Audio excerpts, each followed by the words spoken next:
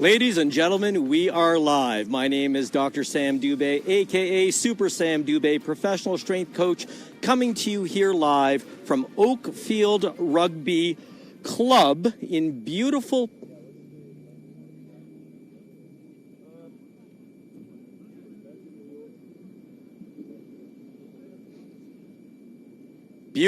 Perth, Ontario, Canada, for the 20th edition. That is the 20th year of the world's strongest disabled man and woman contest.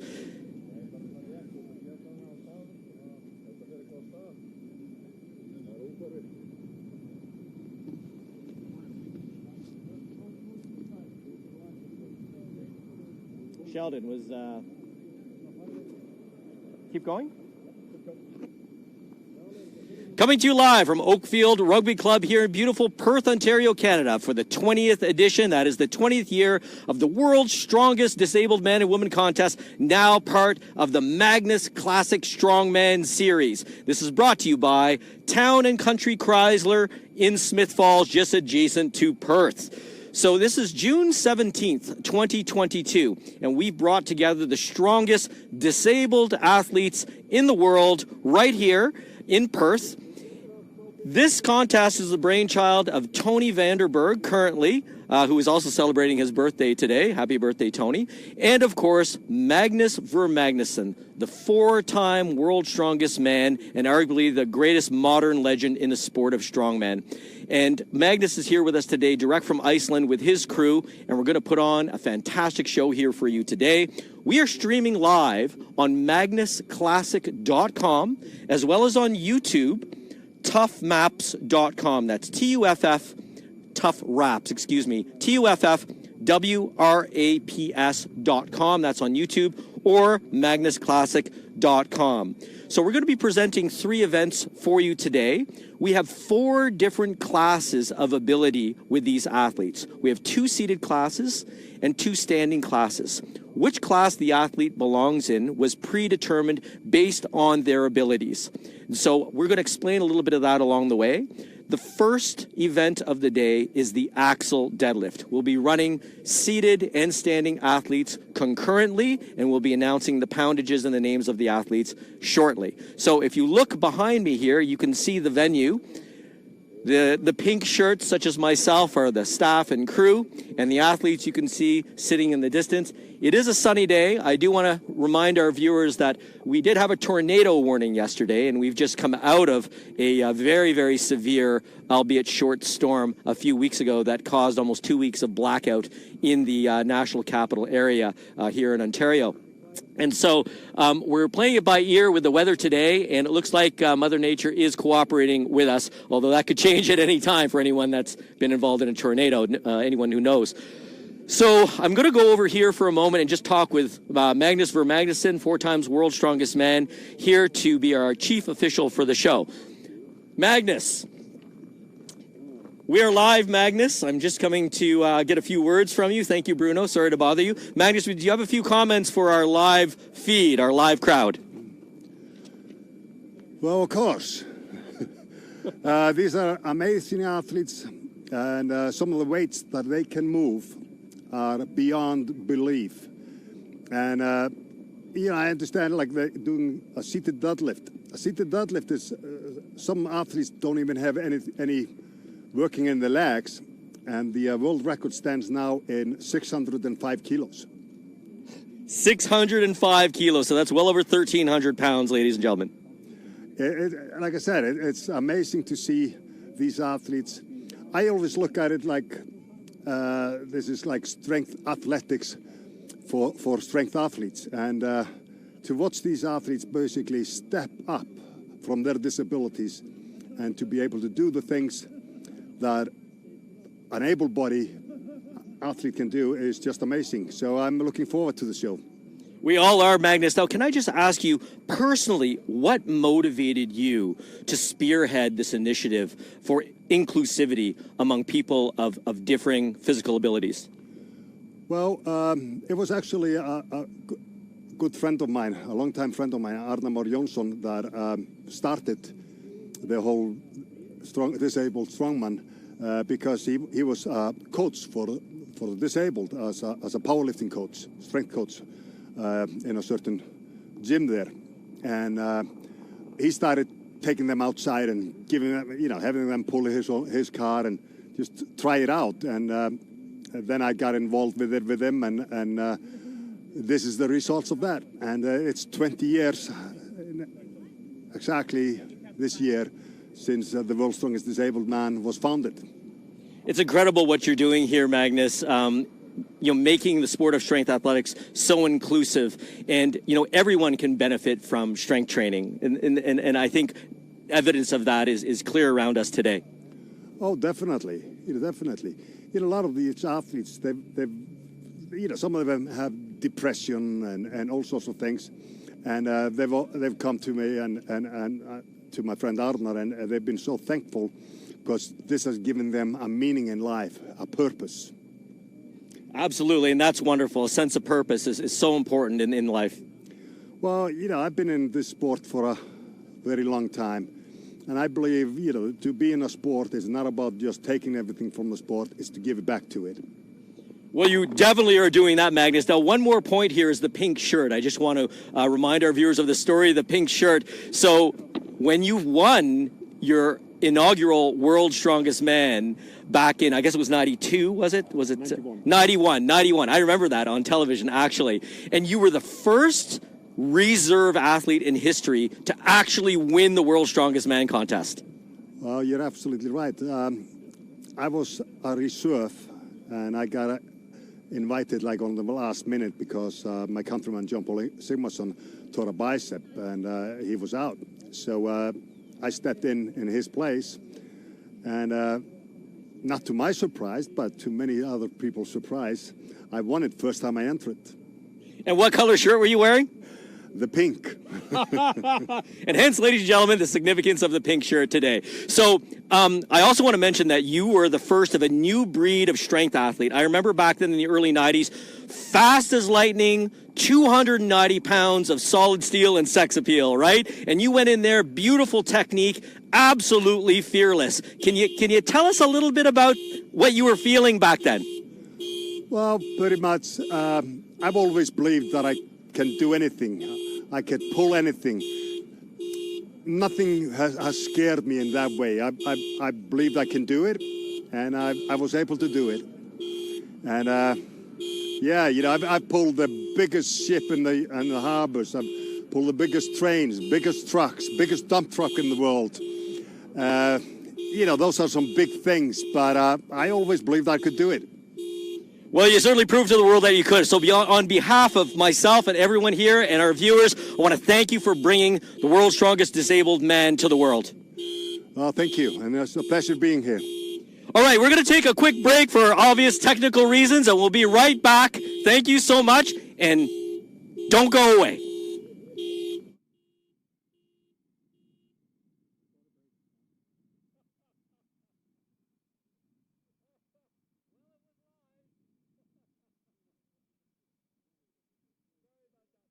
New Zealand Whey Protein Isolate is a 90% pure protein source with 0 grams of carbohydrates and 0 grams of fat. It's sweetened exclusively with natural stevia extract, uses only natural flavors, and has no artificial colors or dyes. Diesel carries the official New Zealand dairy logo. Diesel is independently third-party tested for WADA-banned substances by informed choice.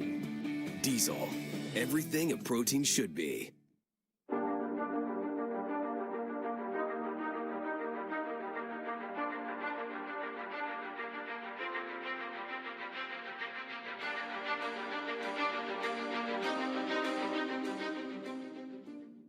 Rob, where did all these vehicles come from? We rang the bell, but the factory answered. We need to call in some help. Rob, how did you get 4-time world's strongest man Magnus Ver Magnusson? Town and Country has the strongest connections. I came all the way from Iceland to move some metal. Just a quick trip to Smith Falls, eh, Magnus? It's where the inventory is. When will you be visiting Town and Country Chrysler?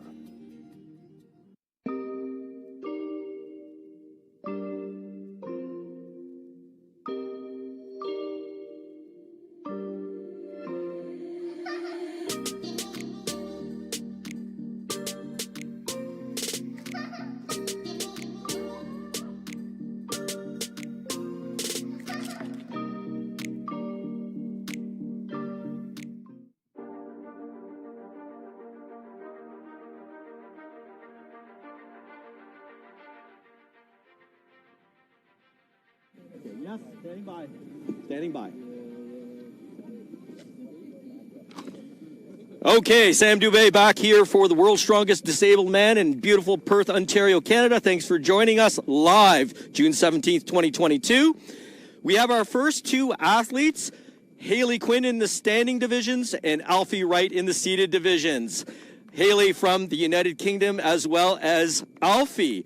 So you guys may proceed when you are ready.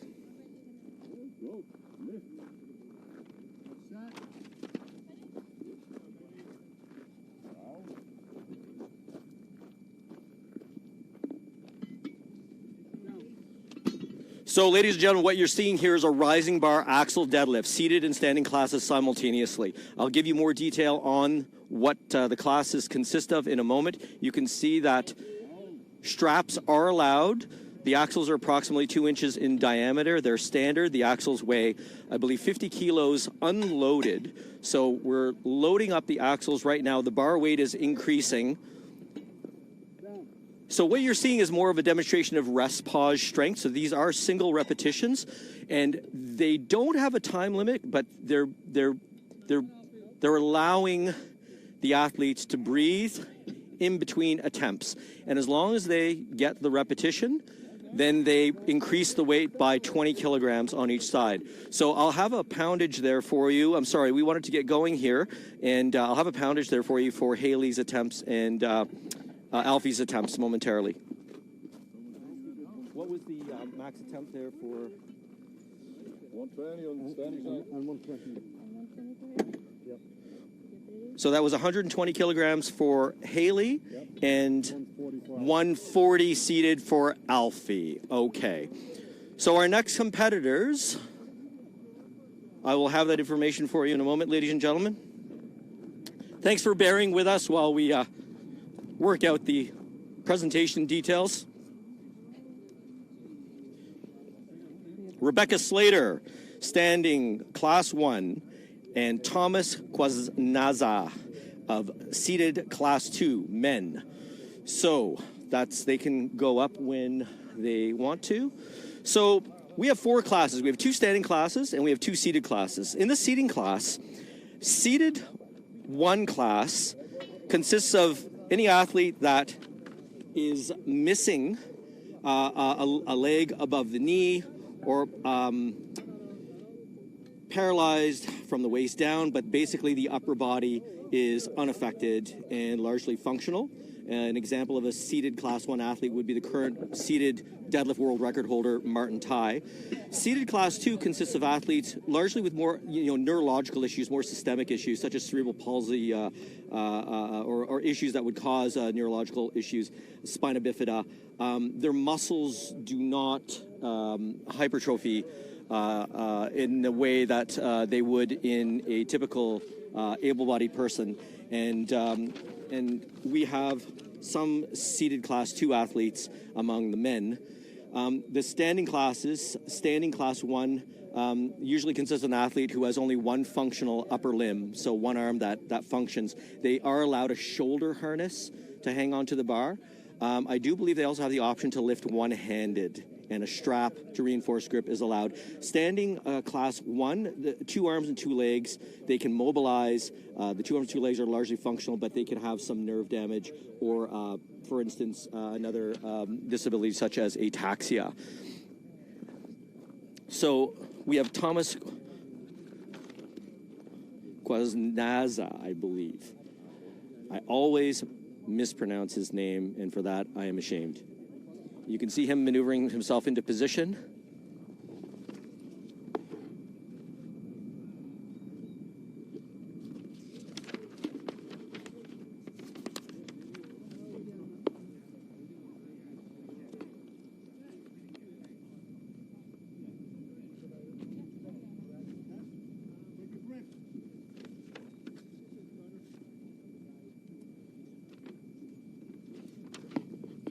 Thomas was a New York City police officer who was poisoned during 9/11, and as a result is confined to a wheelchair.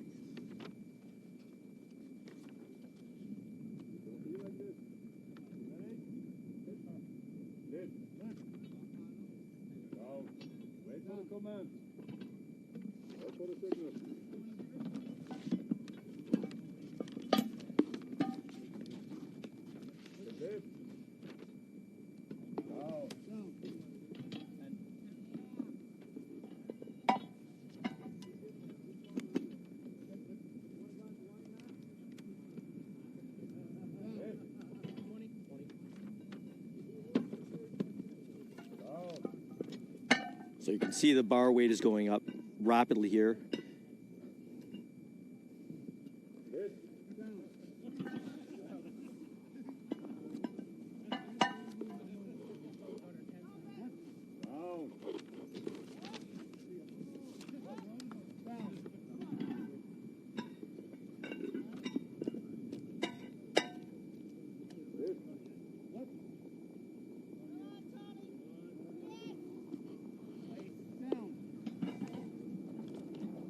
You can see the harness being used in the standing athlete. 140 for Rebecca. 140 kilograms. That's 308 pounds for our standing athlete. And for our seated athlete. And Bruno, what do we have there for our seated athlete? Magnus has the numbers for that. Okay. 140. So 140 and 140? No? No? Much more there. That's much more there, yeah, absolutely. So Rebecca Slater was successful with 140 kilograms. And for Thomas Quaznaza, 240 kilograms. It's 529 pounds, ladies and gentlemen. Kat, I gotta follow you, Kat. I gotta follow you, Kat. I gotta read off. Sorry, I don't know. These are the athletes I follow. So you're looking for next? Yeah.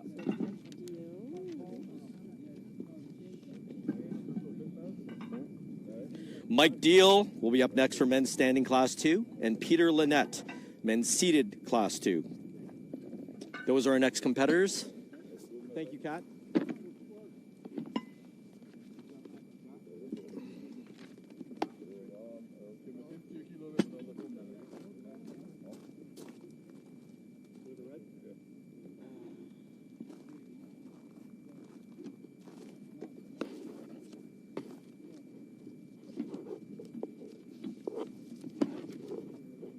So far, the weather seems to be cooperating with us, ladies and gentlemen. But there is a fairly fierce wind.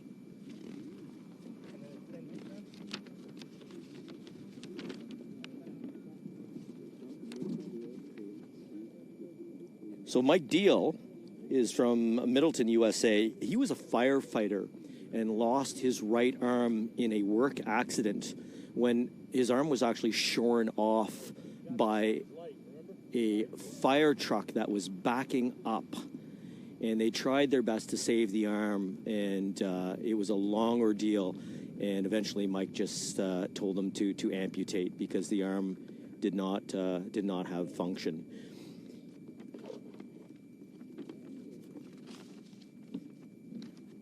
Peter Lynette is from Leicester, Great Britain. He's a 4-time world's strongest disabled man in the seated class 2.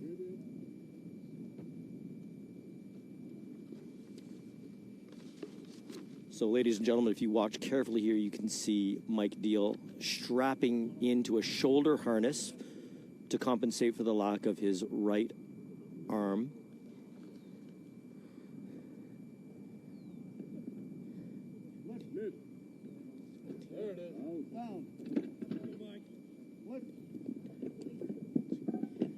It looks like he was successful with about 161 kilograms.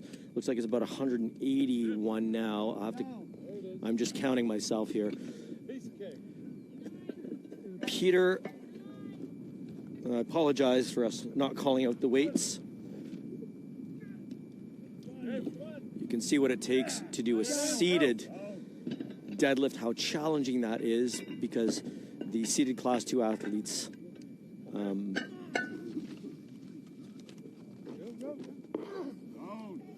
Nice, Mike. Keep him coming. very, very difficult to brace the lower body.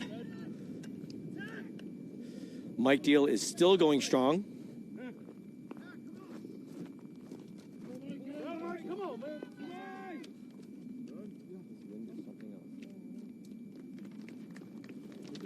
What was Peter successful with?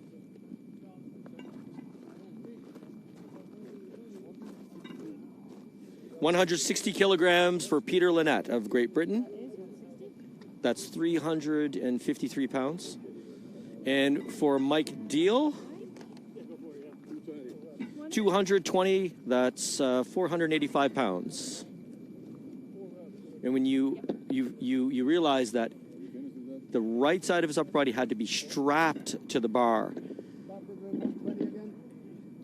you understand how difficult that is. 220. So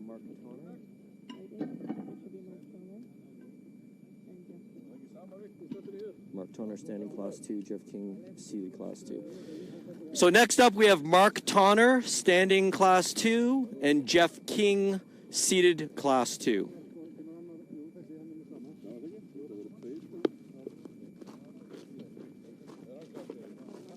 I gotta plant myself.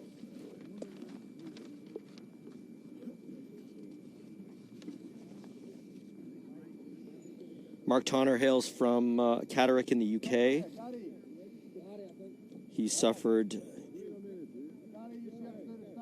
an injury being deployed in Afghanistan in 2010, lost the use of his right arm. He says he lives by the motto, mind over body, and there isn't anything he cannot do.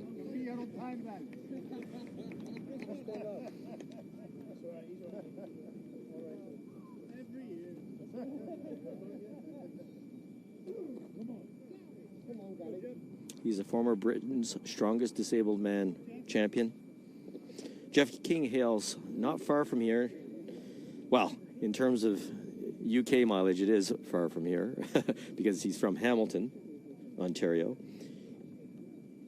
He's been involved in the world's strongest disabled man since 2012. And he's afflicted with cerebral palsy. I know Jeff well, and he's been competing for a very long time in arm wrestling as well.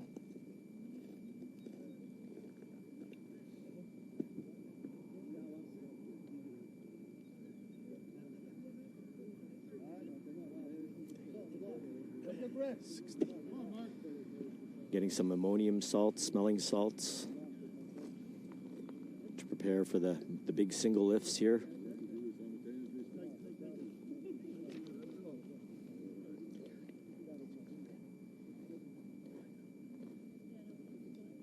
Looks like there's 160 kilograms on the bar for Mark Tonner in the standing class 2. Jeff is still strapping in.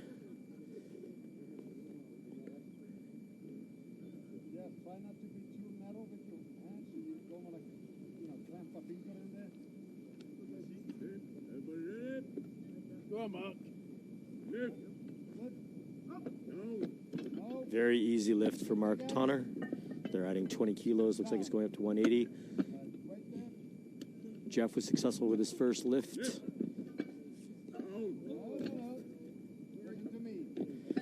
So the athletes have to wait for the lift signal and the down signal for the lift to count.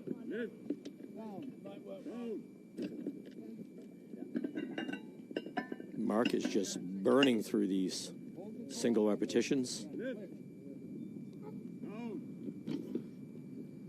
Looks like it was 220 kilo. And it was 240, I believe.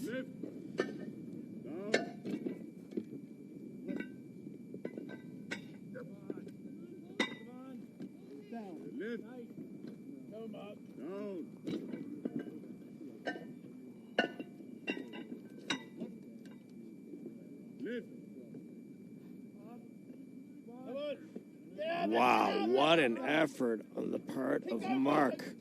Did not get the down signal on that, did not fully extend his knees. He's adjusting the strap. Oh, what an effort there by Mark Tonner of the UK. Jeff has done fewer repetitions, but he was successful with that last one. Was that 260? 260 kilograms for Mark Tonner.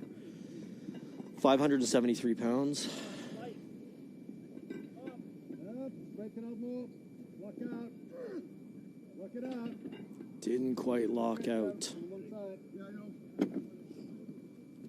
He's trying to readjust his grip on his left hand.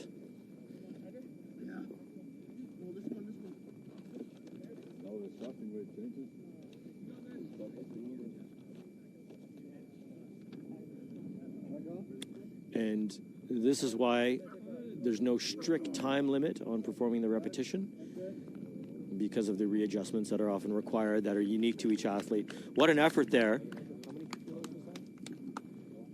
Magnus, what do we have for kilos? Oh, okay.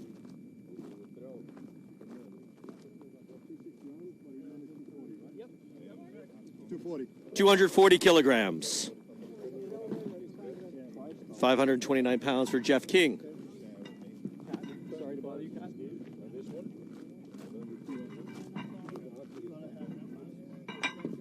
Following you. It's okay. And next up we have Michael Bishop. Michael Bishop, standing class 1, and Mac McLaren, seated class 2. Thank you. Hey, John, good going. Thought I had that. You almost did, buddy. You almost did. Michael Bishop is from Bath, England, the ancient city of Bath, England. 42 years old with cerebellar ataxia. This is a movement disorder. He's a 2-time world's strongest disabled man.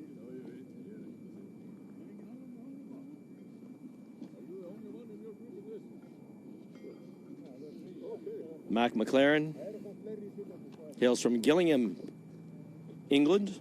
He served for 7 years in the Royal Highland Fusiliers and injured while in service. Great Britain.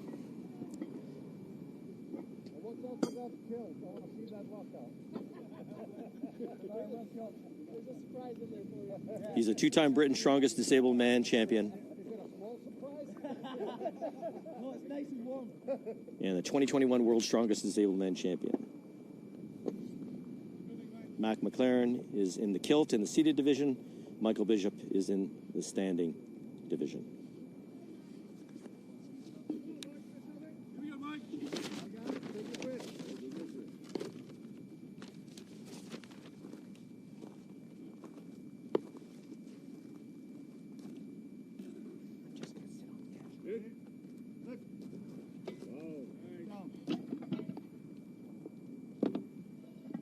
I believe that was 200 kilograms for Mike Bishop.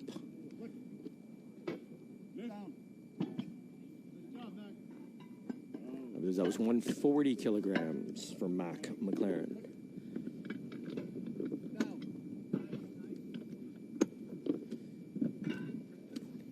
We've got 240 on the bar now for Mike Bishop. And he gets the down signal. Wow, the weight's going up really fast for both these athletes.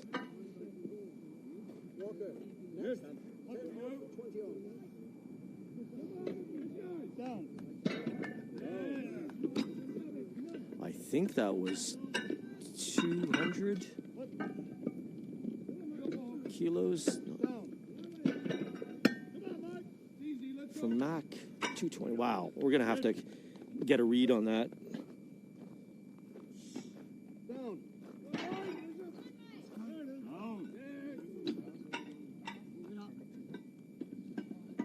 There's a lot of people helping make this contest a success today. I'm standing alongside Kat. It's Katrina Wright, isn't it? Former IFBB fitness pro. Now competing in Olympic weightlifting. That's what the pandemic will do for people, right? Yeah. Look at that effort by Mac McLaren. Wow. He is done. What do we got on there? 280 kilograms from Matt McLaren.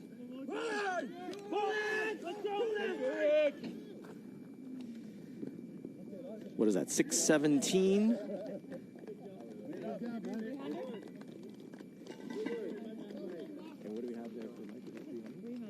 300 kilograms for Mike Bishop, 661.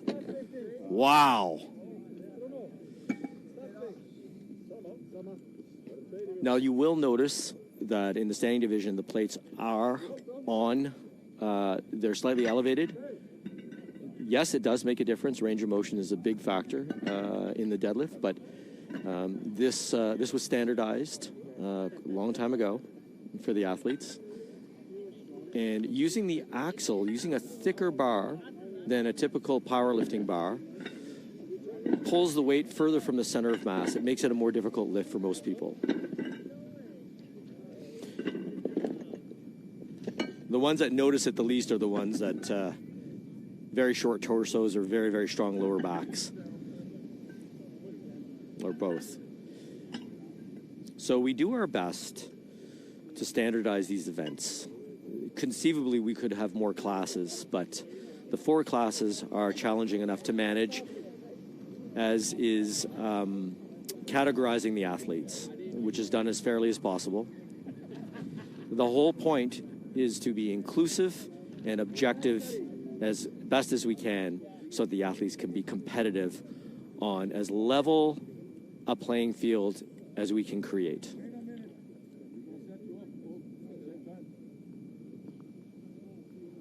This is an evolving sport, but make no mistake about it, these are strength athletes, all of them.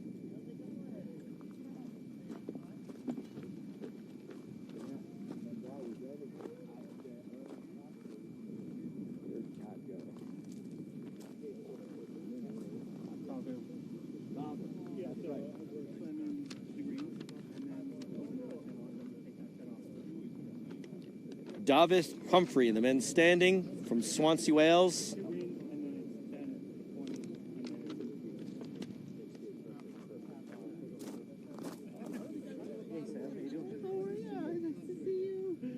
I'm sorry, I'm wandering around here. Yes, we do.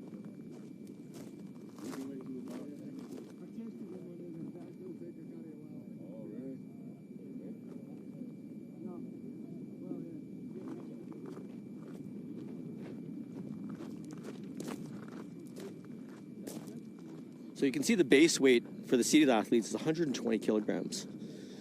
And the base weight for the standing athlete is 200 kilograms. It's 75 kilograms on each side of the bar and a 50 kilogram bar.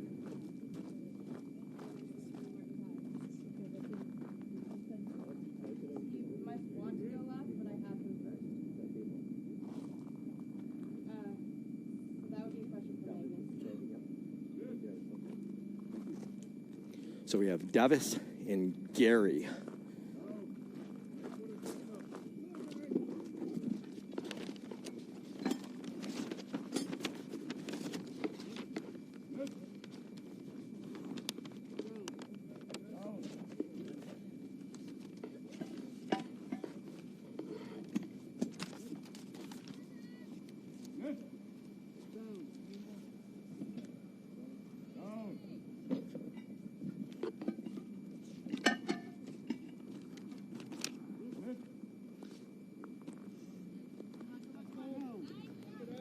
It's Gary Clark.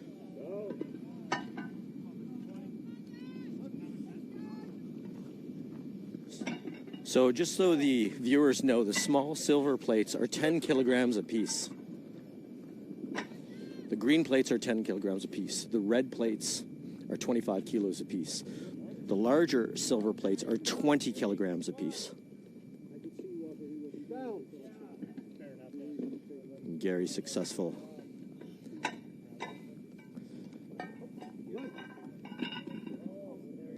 I apologize. The base weight, the starting weight for Gary in the seated class 2 was 140 kilograms. I said 120 earlier, it was 140 because the larger silver plates are 20 kilos apiece. You can see how fast this event is happening. And as I mentioned, these are single lifts, but the athletes have to keep going.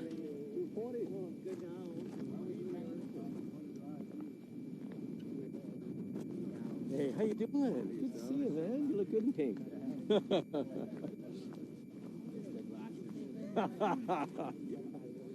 I need a chair.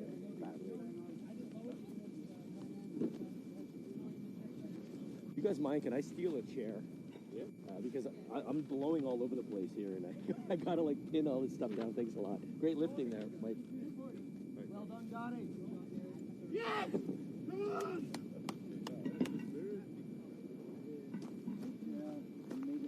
What was it, 14 on?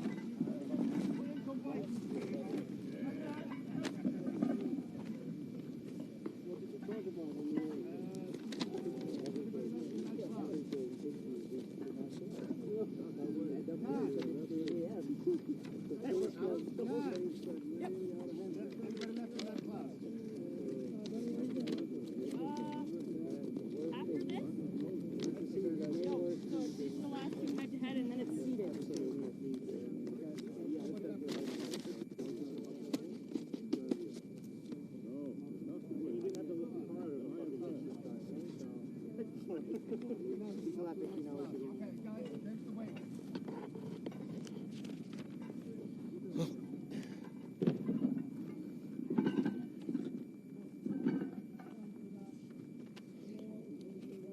So here in the standing class, I believe we had.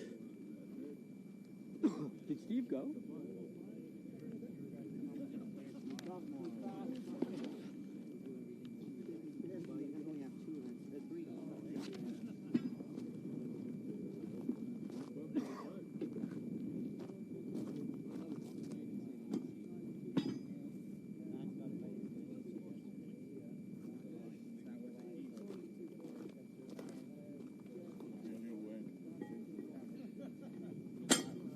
So Steve Moore from Austin, Texas is waiting very patiently for his standing lifts.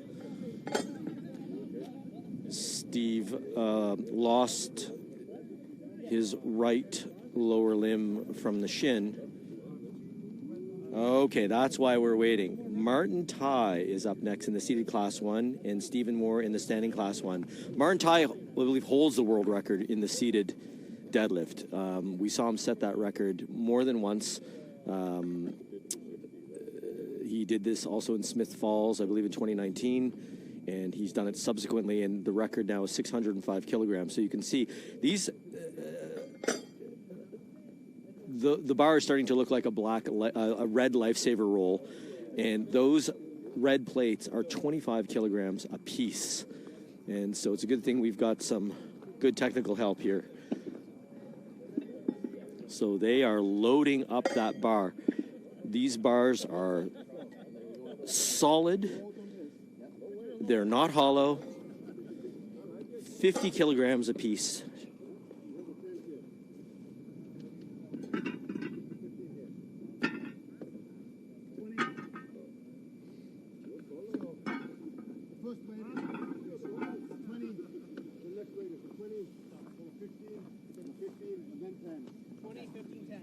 So the weight currently on the seated platform, 1, 2, 3, 4, 5, 6 25-pound plates, 25 kilo plates on each side.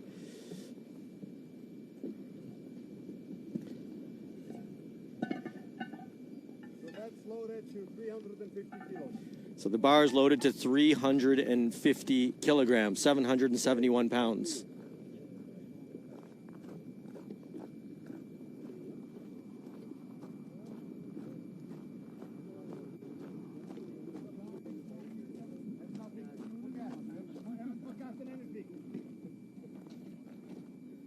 Are you able to see? Yeah. You sure? Yeah.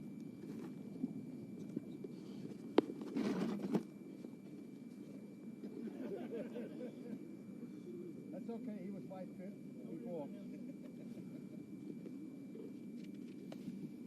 So Martin's nickname is the Unicorn Beast. He was a British Army veteran prior to being hit by a suicide bomber in 2009.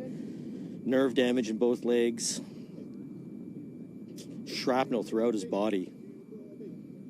His shoulders held together with metal. He's a Guinness World Record holder in the seated deadlift. Now, it does say 550 kilograms here, so I have to find out who holds the world record of 605.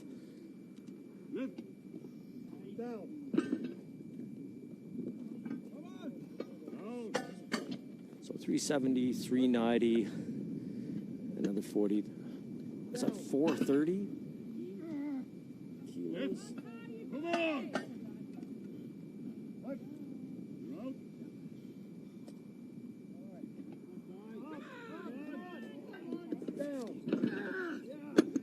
Is that 450 kilo? 460, 470? I think that's 470 kilograms.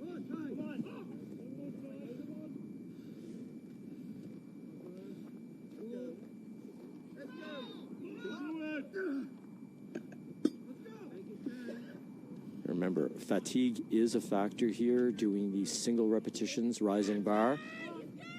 Oh, struggling. No lift. Is that 450? Whoops, maybe not.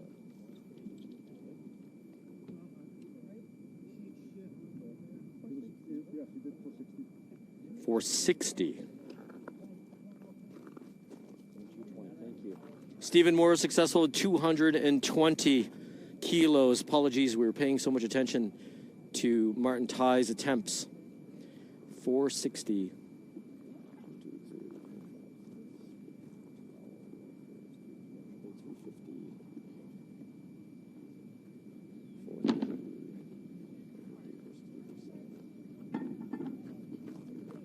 Sure that's not 470? And you got 450? Okay. Yeah, I defer to your jumping.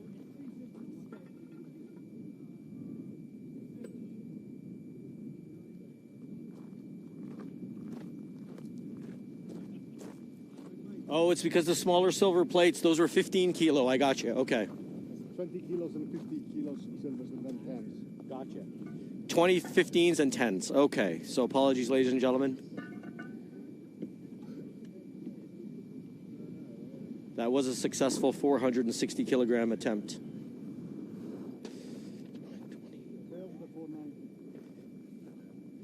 Pardon me? He failed at 490. And he failed at 490. So 460 and 460, 920 plus another 92. That was over 1,000 pounds. That was about 1,013 pounds, I believe.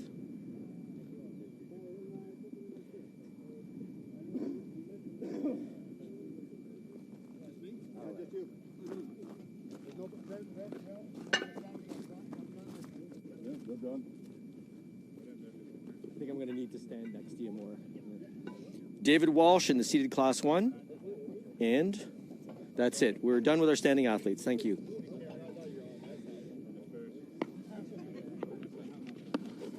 Dad, I'm going to stand next to you, okay?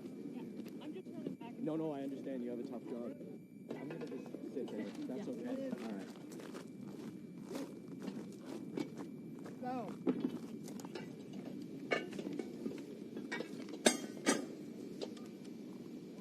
Dave Walsh is from Chippenham, UK.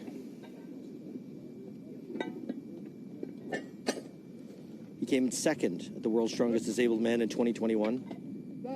His best seated deadlift is 610.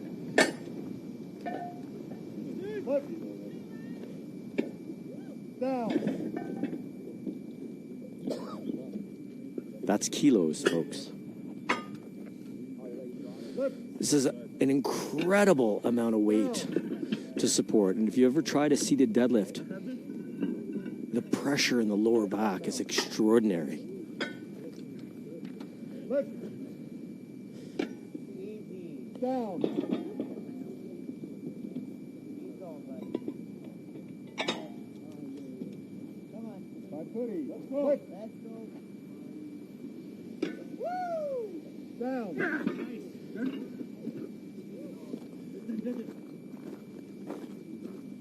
That was 530 kilograms, folks.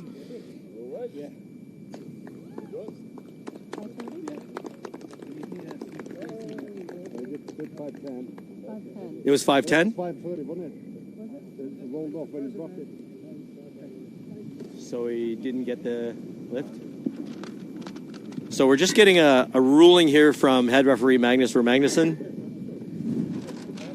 Just have to see if the lift was good when he put it down. Apologies for the wind, ladies and gentlemen, here, if you're having trouble hearing. Yeah, it was 530. So good luck at 5:30. Good lift at 530 kilograms.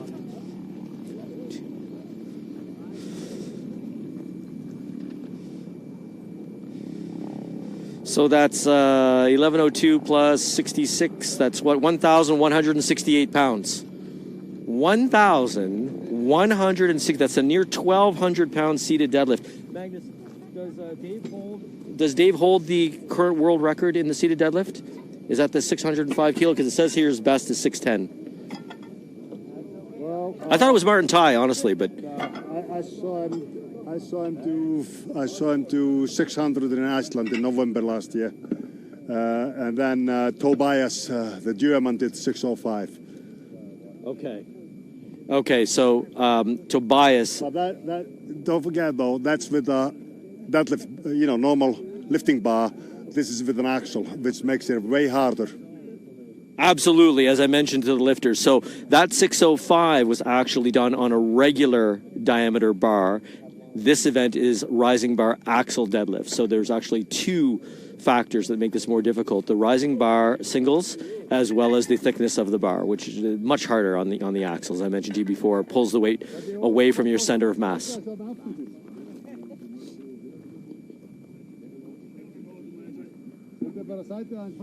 So I believe the base weight seated there is now 350 kilograms. And our next competitor is Joshua Smith. Joshua Smith is a C1, seated C1. Okay, thank you.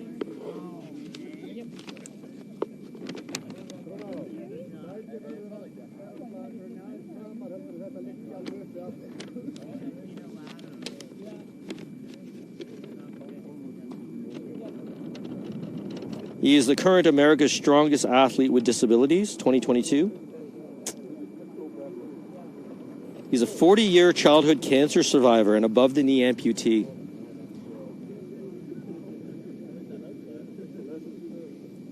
From Hattiesburg, United States, Joshua Smith.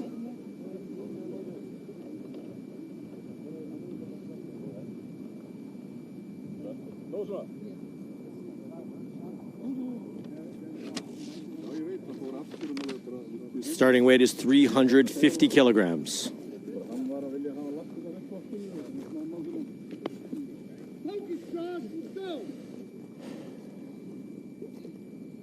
So you can see the athletic prosthesis.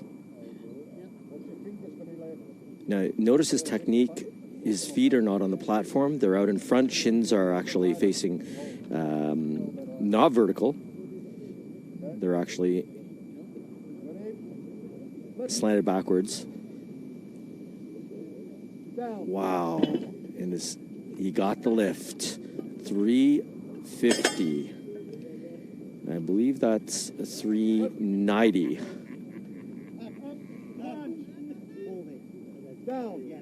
Look at that, balancing with 390 kilograms.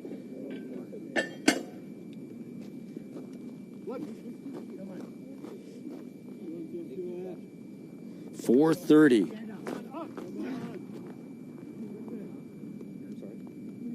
No, nothing. I thought I heard you talking. I thought you were asking a question. Sorry about that. Successful with 390. Successful with 390 kilos.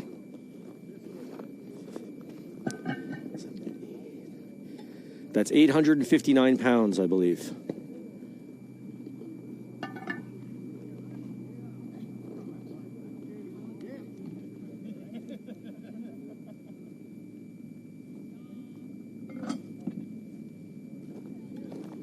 We'll be learning a lot more about these athletes in the coming day, and tomorrow we will have a full day of events for you here at beautiful Perth, Ontario, Canada, at the 20th annual World's Strongest Disabled Man and Woman Contest.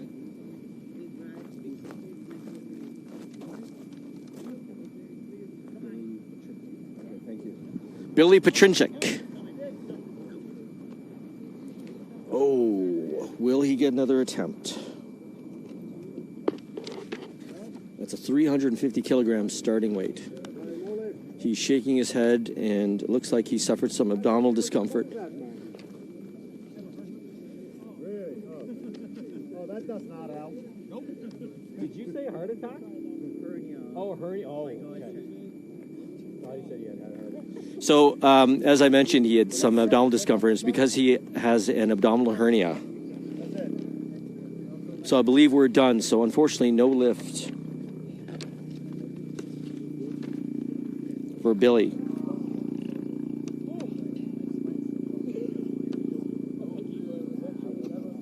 Billy had suffered traumatic brain injuries a decade ago, and that's how he found himself in disabled strongman competition. And ladies and gentlemen, that brings us to the end of the axle deadlift. We will break to set up for our next event. I'm Super Sam Dubé here for the World's Strongest Disabled Men Women Contest, June 17th, 2022, here in Canada. Thank you for your attention, and we'll be right back.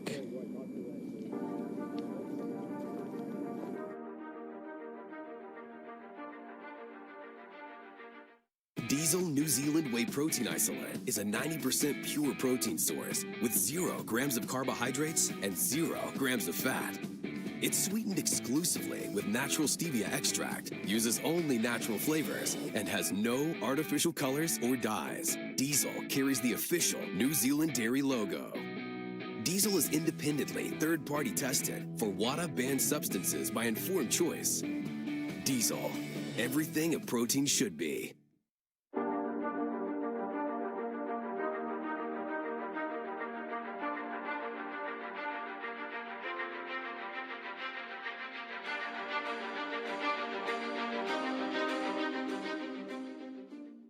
Rob, where did all these vehicles come from? We rang the bell, but the factory answered. We need to call in some help. Rob, how did you get 4-time world's strongest man Magnus Ver Magnusson? Town and Country has the strongest connections. I came all the way from Iceland to move some metal. Just a quick trip to Smith Falls, eh, Magnus? It's where the inventory is. When will you be visiting Town and Country Chrysler?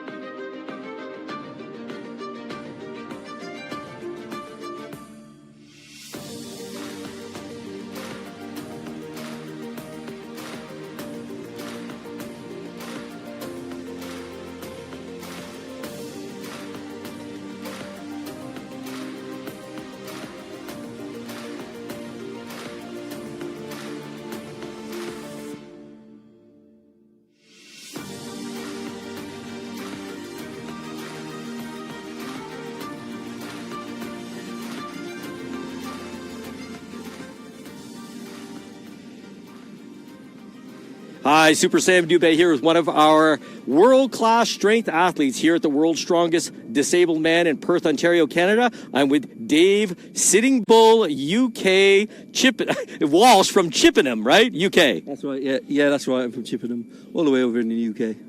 Now, Dave, can you tell us a little bit about your background, how you got involved in the sport, and a little bit about this particular contest? Yeah, so I've got a military background. I left the military and started able-bodied strongman before I got diagnosed with multiple sclerosis. So I was always involved with it since about 2012.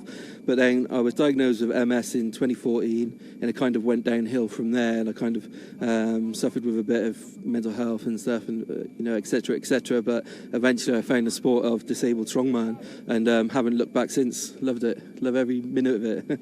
Well, we certainly love watching you. Now, can you talk to us a little bit about this particular event, the rising bar axle for you, seated deadlift?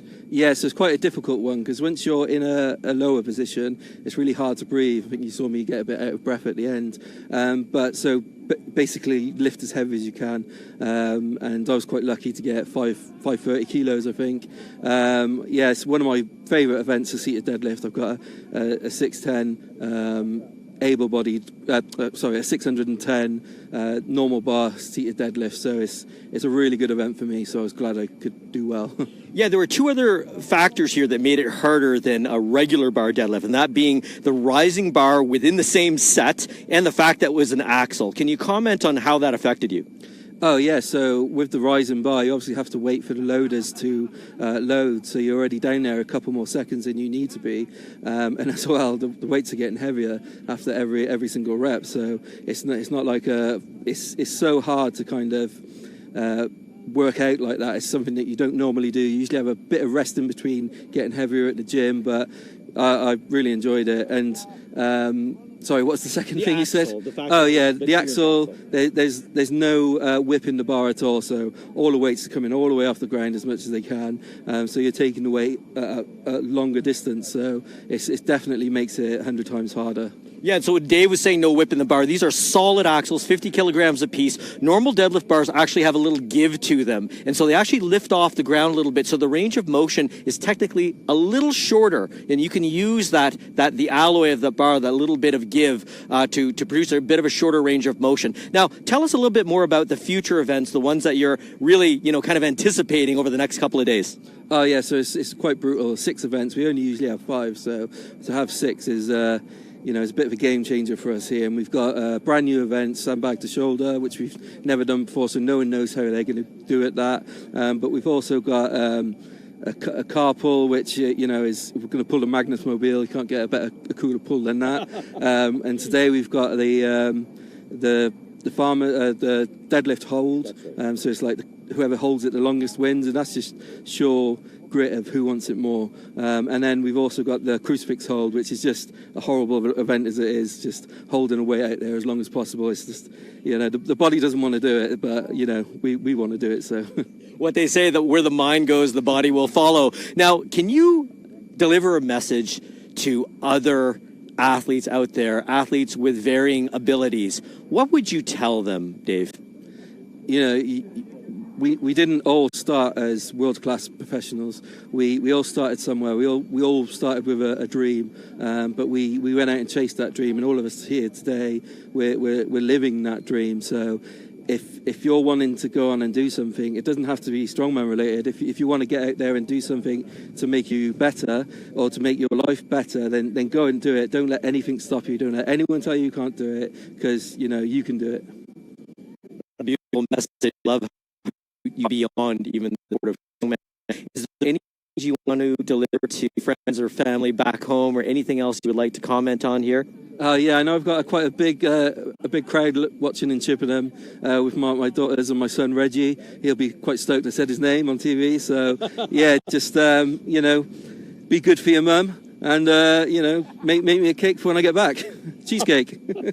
What kind of cheesecake, Dave? White chocolate. It's got to be a Milky Bar white chocolate. Oh, white chocolate. That sounds awesome. Well, I'm lactose intolerant, so I can get rid of the cheese. But I want to thank you so much for participating. You're such an inspiration. Tremendous loads being supported and lifted here by you athletes. And I just want to say I have the utmost respect and admiration for you. Yeah, thank you very much. And thanks everyone for watching. And thanks to all the sponsors for helping out. Without you guys, then we guys wouldn't be here. So thank you to you and everyone else. Do you have any particular sponsors back home you want to thank? Yeah, I want to thank TuffWraps, who are my sponsor, who are actually sponsoring the whole event. That's really cool of them to do that. And I know they're streaming on their platform. So thanks to TuffWraps and Fireball Labs, my supplement company, and One Society, my beard products. It takes quite a lot to it's good. And finally, Dixon's Health Chiropractor in Chippenham, my chiropractor who gets me in shape for these competitions. So thank you to all of them. Your beard does look very lustrous and magnificent. So I will say that, and I cannot grow a beard. So wonder of genetics, right?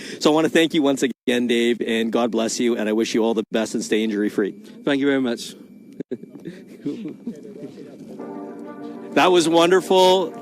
So we will be interviewing athletes here and there during our breaks, and I want to thank our viewers again for joining us. Protein isolate is a 90% pure protein source with 0 grams of carbohydrates and 0 grams of fat.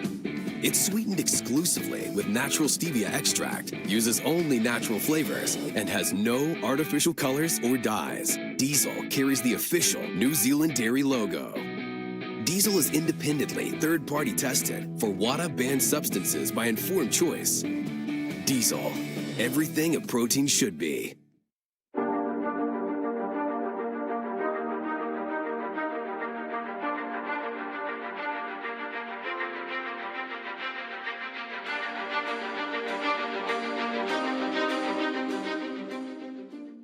Rob, where did all these vehicles come from? We rang the bell, but the factory answered. We need to call in some help. Rob, how did you get 4-time world's strongest man, Magnus Ver Magnusson? Town and country has the strongest connections. I came all the way from Iceland to move some metal. Just a quick trip to Smith Falls, eh, Magnus? It's where the inventory is. When will you be visiting Town and Country Chrysler?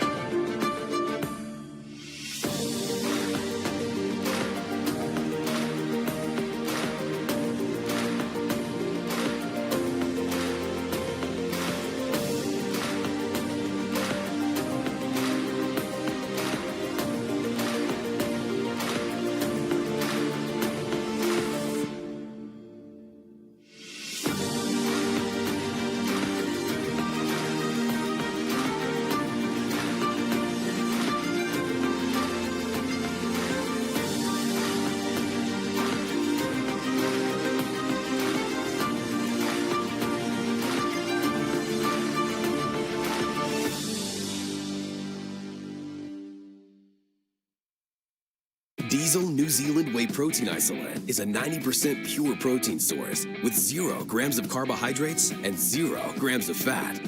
It's sweetened exclusively with natural stevia extract, uses only natural flavors, and has no artificial colors or dyes. Diesel carries the official New Zealand dairy logo. Diesel is independently third-party tested for WADA banned substances by informed choice. Diesel, everything a protein should be.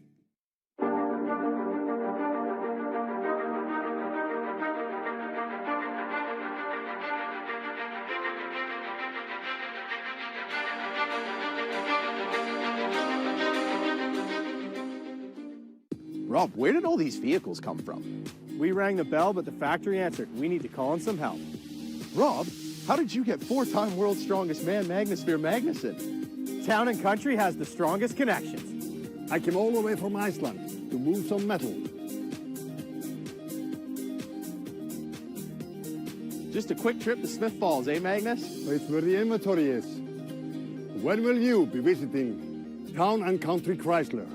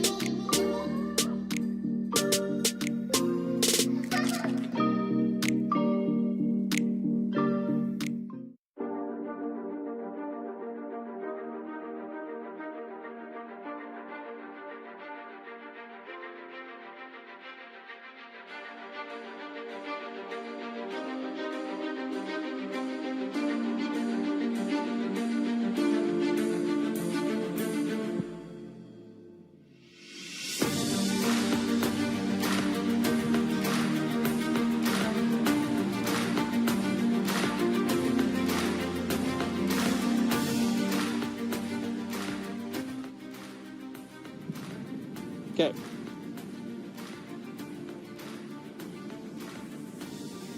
All right, Super Sam Dubé back with the 20th World's Strongest Disabled Man here from Perth, Ontario, Canada.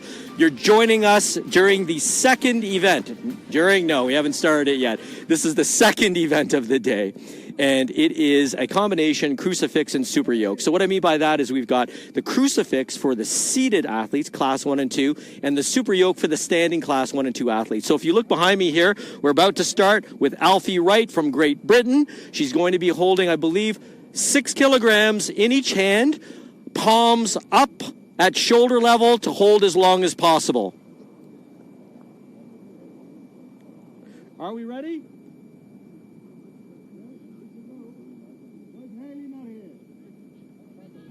Oh, I thought you just wanted to do the seated athletes first. She's ready? Okay, and you will see also Haley from the UK is getting ready to perform a 120 kilogram super yoke. So they're just about ready for Alfie Wright to start, and the time has started for Alfie Wright. 13.2 pounds per hand. She's on a slight incline to stabilize her upper body, but this is a real test of deltoid strength, a little bit upper chest, and pure and utter determination. The late, great Steve Bourgeois used to say, you go to your happy place when you do events like this, these isometric events.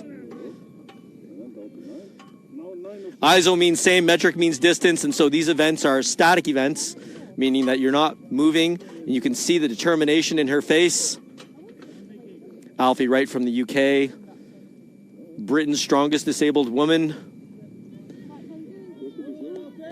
We have Max Boudreau, one of the strongest men in Canada, as our referee for that event. Time, please. Thank you. 52.49 seconds for Alfie Wright of the UK. We have Haley,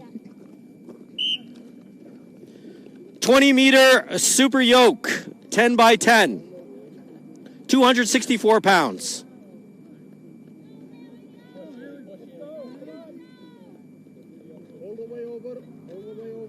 And she's being told all the way over. There we go. Time? Do we have a time?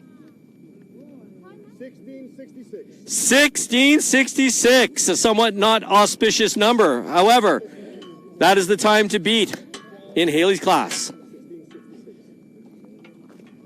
We'll find out who the next competitors are. Becca next. Becca. Yep, Becca. Where is he? Becca who? You got a name for that? Just want to make sure they know their names properly. Rebecca Slater. Rebecca Slater in the standing class 1 and Peter Lynette in the seated class 2. Thank you. Hey, son. You might want to move those farmer's handles because I'm going to be coming in fucking hot. Okay. Bruno, can we move the farmer's handles? Because Mike's going to run in like a jet airplane coming for a landing. Don't know if I can lift. Look at Bruno from Iceland. This is a new max for him. The empty farmer's walk. We know that Bruno's gained about 6 kilograms of body weight just eating here in Perth.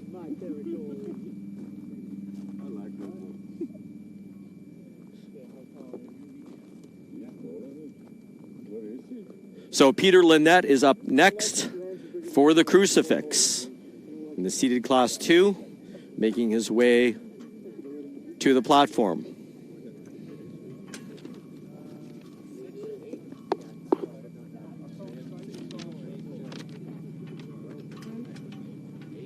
Hi, Rebecca.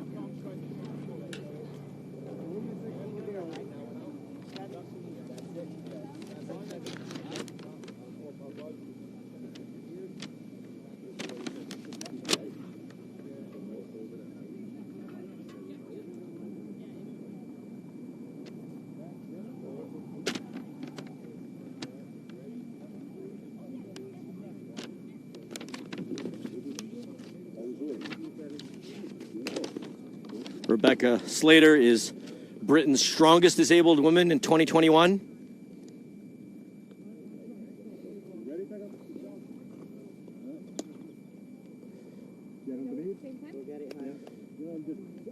Don't get it, hon. Ready? Go. This is 120 kilos. You can see how she's stabilizing that yoke.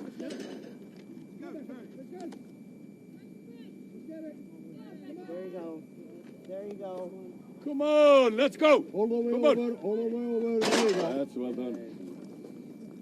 17.92 seconds for Rebecca.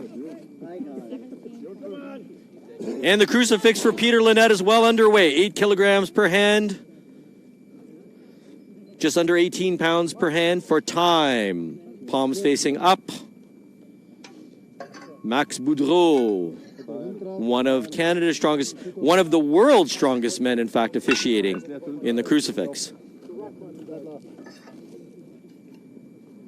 Next up in the super yoke will be Mike Deal, our firefighter. Standing class 2. Again, standing class 2 means usually one functional arm.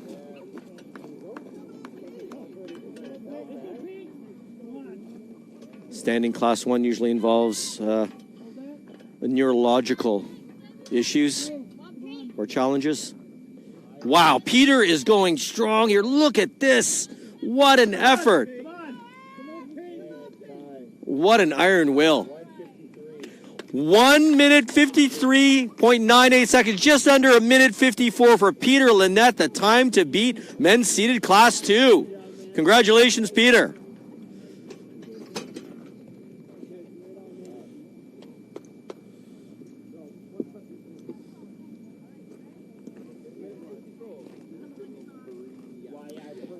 Mike Deal, what a warrior. We've seen him before. Wait till you see him do a one-handed farmer's walk, folks. Go. What's the weight? 200 kilos. 200 kilos, 441 pounds on the super yoke for Mike Deal. Here he comes. Big strides here from Mike Deal. Right over. Comes in for a landing, and the time is 15:32. 15.32 seconds for Mike Deal.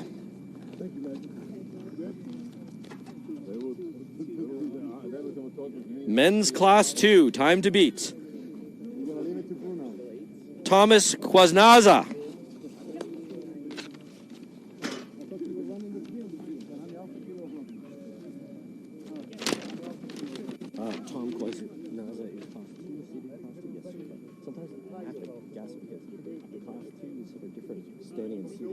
John's neurological coach.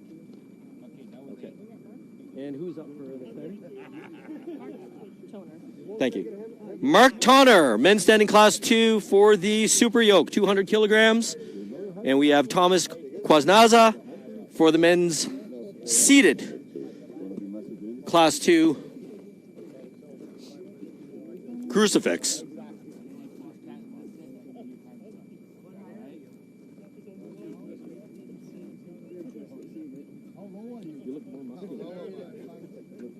Like you gained some muscle. Holy fantastic. You do any strongman? A little.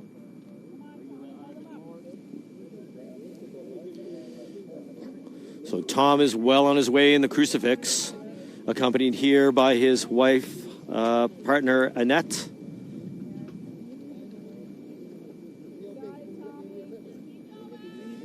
Mark Tonner getting ready for 200 kilograms in the super yoke, 20-meter super yoke.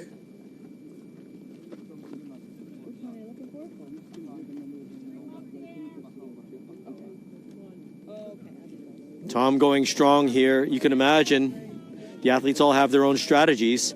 What's going through his mind right now, what his mental strategy is to endure the discomfort of maintaining near 18 pounds per hand at arm's length.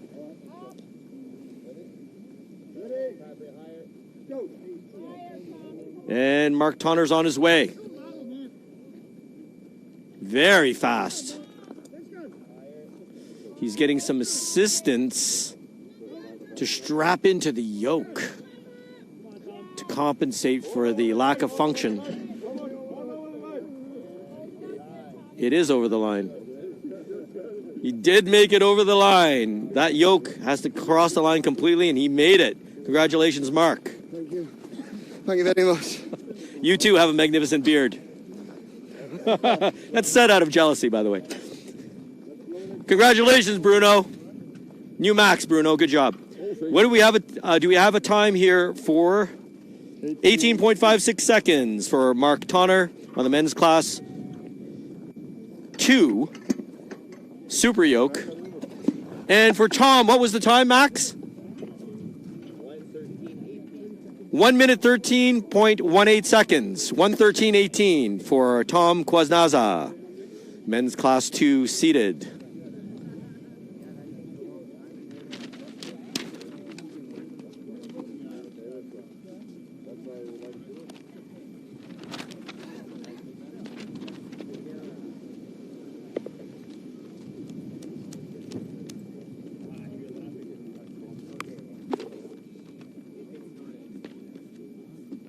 Hey, man.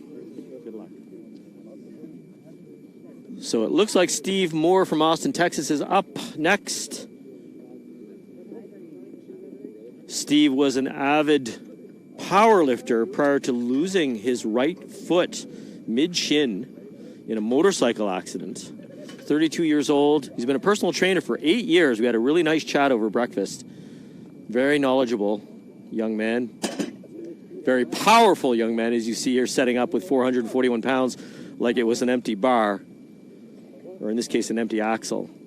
So many of the strongman events, strong women events, are derived from activities our ancestors had to perform to survive. So, for instance, the yoke carrying raw materials and water, farmer's walk, something similar. Steve Moore up next. Jeff King of Canada up next in the crucifix.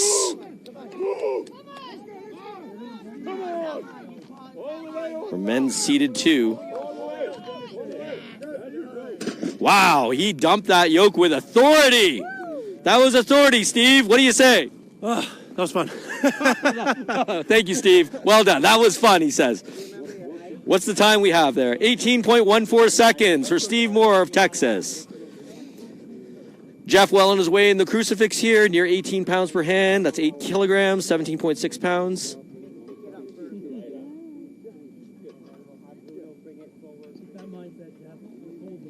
Jeff's challenge is cerebral palsy. He is talking. Jeff also a powerful arm wrestler.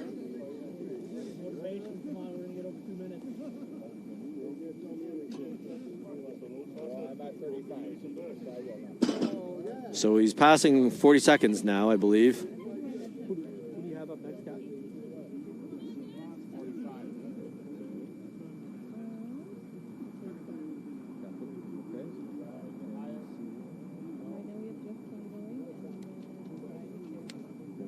thank you.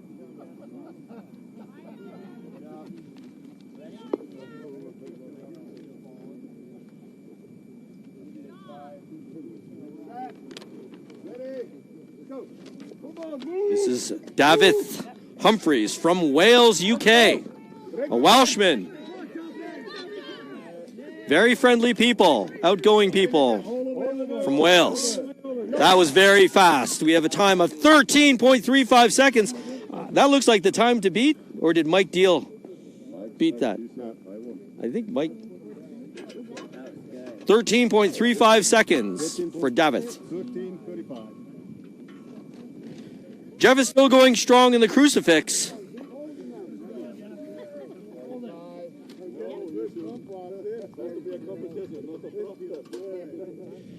Well, he's talking through his attempt. Getting close to 2 minutes. I think he may have surpassed it. If he's trying to psych out his opposition, he's doing a good job while talking. Last 2 minutes. Come on, hold them. I believe Mike Bishop is up next from Bath, England in the standing class 1. Mike's challenge is ataxia. Sometimes you will see him, a tremor, a full body tremor, overtake him. Powerful man. Powerful man. You saw him in the deadlift.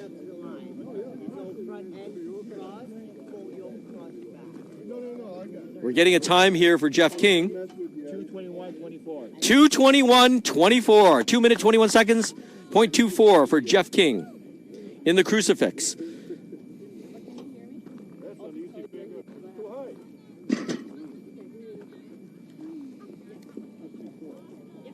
Mike Bishop up next.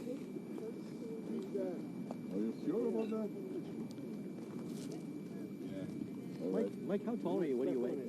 Just curious. 6'5". Almost 6'4", 3/4. 6'5"? 6'5". And what do you weigh? About 137 kilos. Okay. Thanks. About 300 pounds. Yeah. 302. Yeah. Get set. Mike Bishop. Ready. Go. You can see the size of the strength athlete. I just asked him his height and weight. He's 6'5", 302 pounds. You'll see him coming in here. You can compare him with my size. That's it. Here it comes. Boom, right over the line. Congratulations, Mike. 13:61. 13.61, just a little slower than David.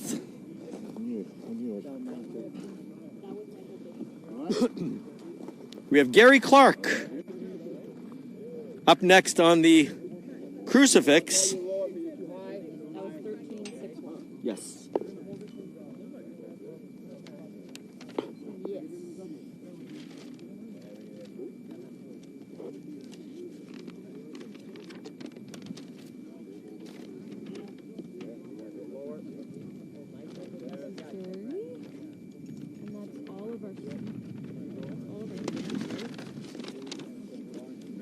Gary's getting ready to go. There he goes. Now, Gary actually founded Britain's strongest disabled athlete competition in 2015. And he's been competing in disabled athletics now for 12 years, disabled strongman, actually.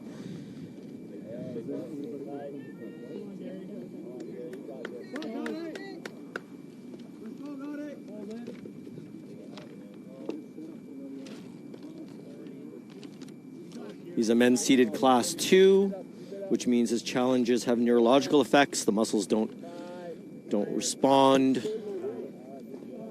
as normal, don't hypertrophy as normal.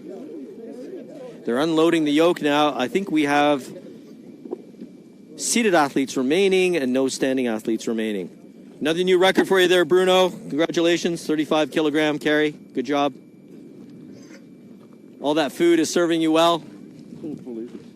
I'm picking on Bruno. Bruno's one of our Icelandic contingent. Bruno, do you have something to say? No. No. Not that I can say on video. Not that you can say on video. Okay. So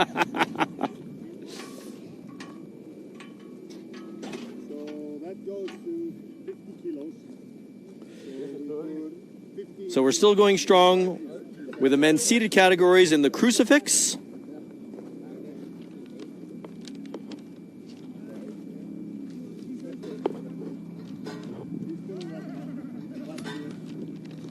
And I believe this is Matt McLaren.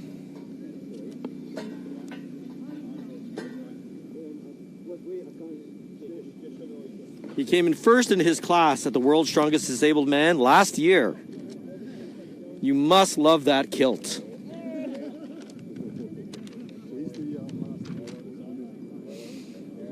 You can see here on video, ladies and gentlemen, the wind is quite imposing.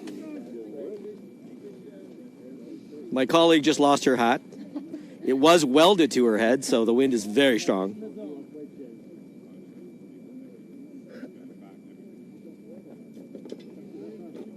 So the real battle in these static events is occurring in the athlete's mind. And that's why sometimes it's hard to watch as a spectator. But I'm going to be commentating here for you. And watching Mac, he is the picture of concentration right now.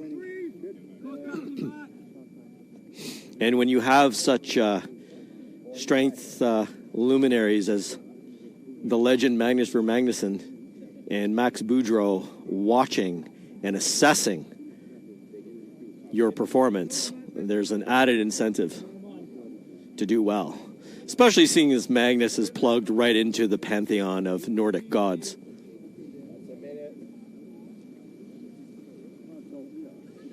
He's still going strong here. How's the time so far, Max? A minute 10, says Max Boudreau.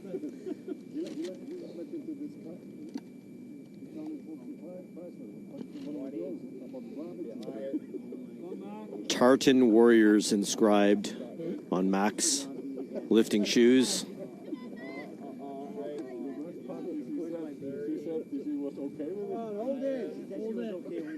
This is a Herculean effort here by Mac McLaren.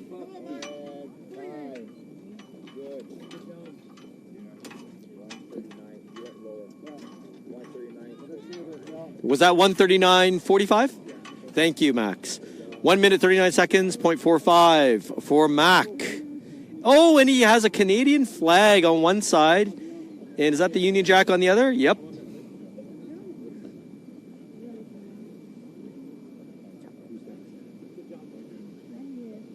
Billy, how do you say your last name, Billy? Patrinsic. Where are you from, Billy? I'm from the U.S. Where? New Jersey? Okay. Sorry. How's the... No, I had it a week ago from training, but it popped out in the middle of the bowling, so I was able to push it back in, but I can't use it. Yeah. You got to keep an eye on that, man. Jesus. Billy Patrinsic of New Jersey is up next. He was just describing to me that he had an abdominal hernia earlier in the week, and he managed to reduce it himself, but he can't wear a belt right now. He can't, or at least not a tight belt. So he's next up in the crucifix. And this is why he was unable to get on the board for the deadlift with 350 kilograms starting weight. Now, who could get on the board with a 350 kilogram deadlift starting weight, 771 pounds?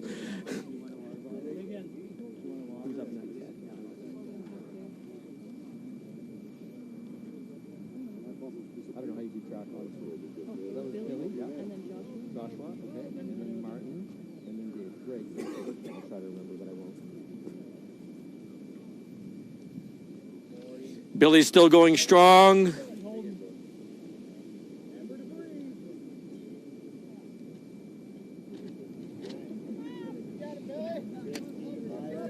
So with the added incentive, though, the wind really kicked up there. Did the wind blow them down? Did the wind blow them down? Yeah, the wind went Yeah, the wind did. That looked like it. Okay, so the wind was a bit of a factor here. What do we get for time? 53:11 for Billy. We don't have that weather problem in Iceland. No, you have other weather problems, Oscar, have that in Iceland. Oscar's another one of our Icelandic contingents. Oscar, what do you have to say about the contest? I mean, it's just fantastic. I feel so blessed to be a part of this. It's beautiful. It's beautiful all the way. It is so wonderful having you guys here all the way from Iceland just for this show. Yeah, I mean, we love the sport, and we're helping Maggie out with everything he likes to do, and we love it too, and we have fun with it. That is so obvious, and it's such a pleasure being here, and all of us out in the sun, you know, potential tornado, doing this, you know, together. Yeah, we didn't have that problem with the weather in November in Iceland at Magnus Classic. We didn't have no problems with weather. Right, Max? No problem. Thank you, Oscar. All right. So this is Josh.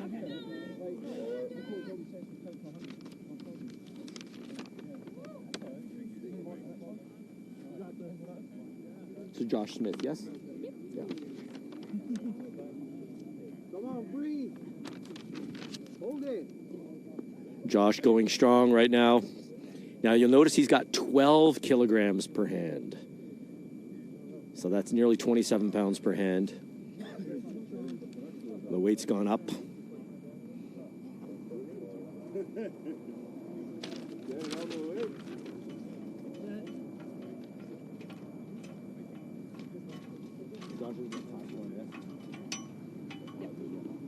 Because Josh is a seated class 1. Focus, Josh! Do not drop them. Again.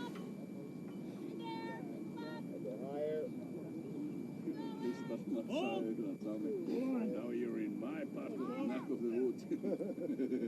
What an effort.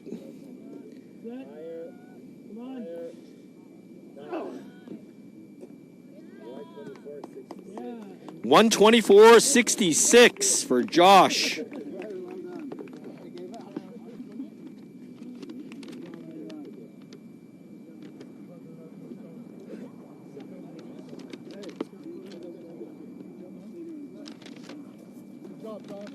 American Josh Smith is now followed by Britt Martin Ty. Martin Ty, another seated men's class 1. He still has shrapnel in his body from sustaining wounds from a suicide bomber while on tour.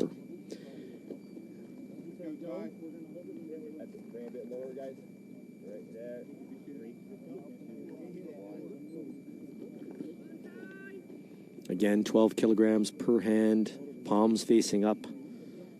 This is a crucifix. It was a popular strongman event, especially in the early years of strength athletics in North America and worldwide. Featured at many World's Strongest Man contests. Often the implements were cultural in nature, depending on where the contest was being held and what country. Here we're using kettlebells.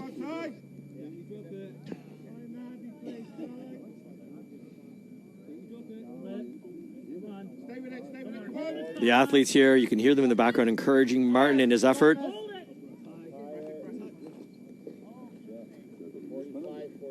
.45.48 seconds for Martin Ty of Great Britain. Good job, Ty. I think we have one more seated athlete left, and that being Dave Walsh.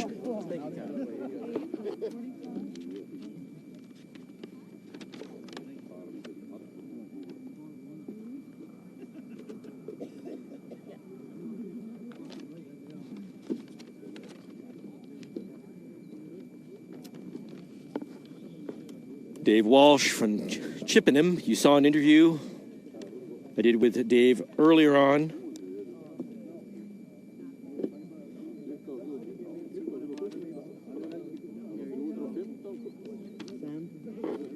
Thank you so much, Sam.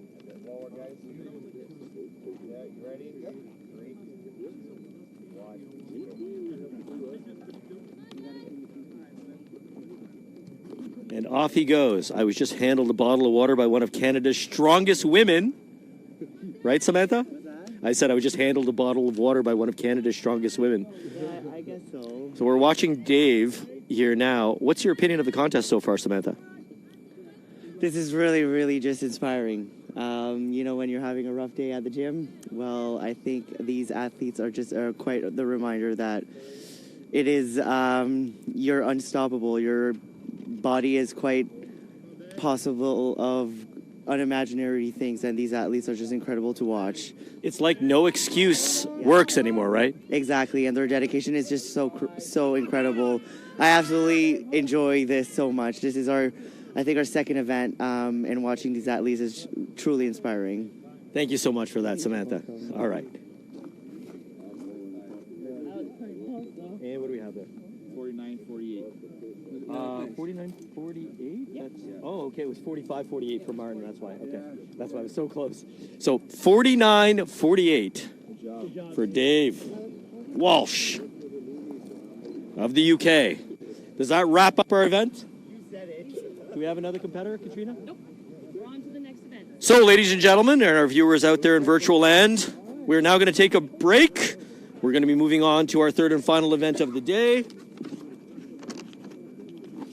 And we will be right back. Stay tuned for more of the 20th annual World's Strongest Disabled Man and Woman Contest right here from Ontario, Canada, June 17th, 2022.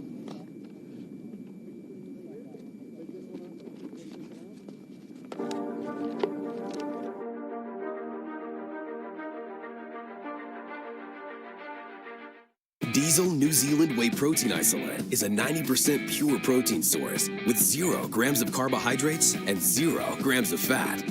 It's sweetened exclusively with natural stevia extract, uses only natural flavors, and has no artificial colors or dyes. Diesel carries the official New Zealand dairy logo. Diesel is independently third-party tested for WADA banned substances by informed choice. Diesel, everything a protein should be.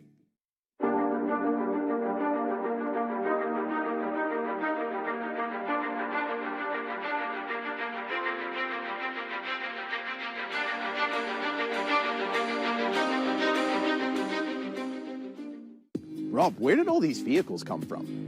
We rang the bell, but the factory answered. We need to call in some help. Rob, how did you get 4-time world's strongest man, Magnus Ver Magnusson? Town and Country has the strongest connections. I came all the way from Iceland to move some metal.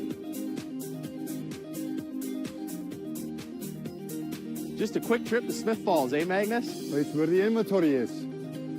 When will you be visiting Town and Country Chrysler?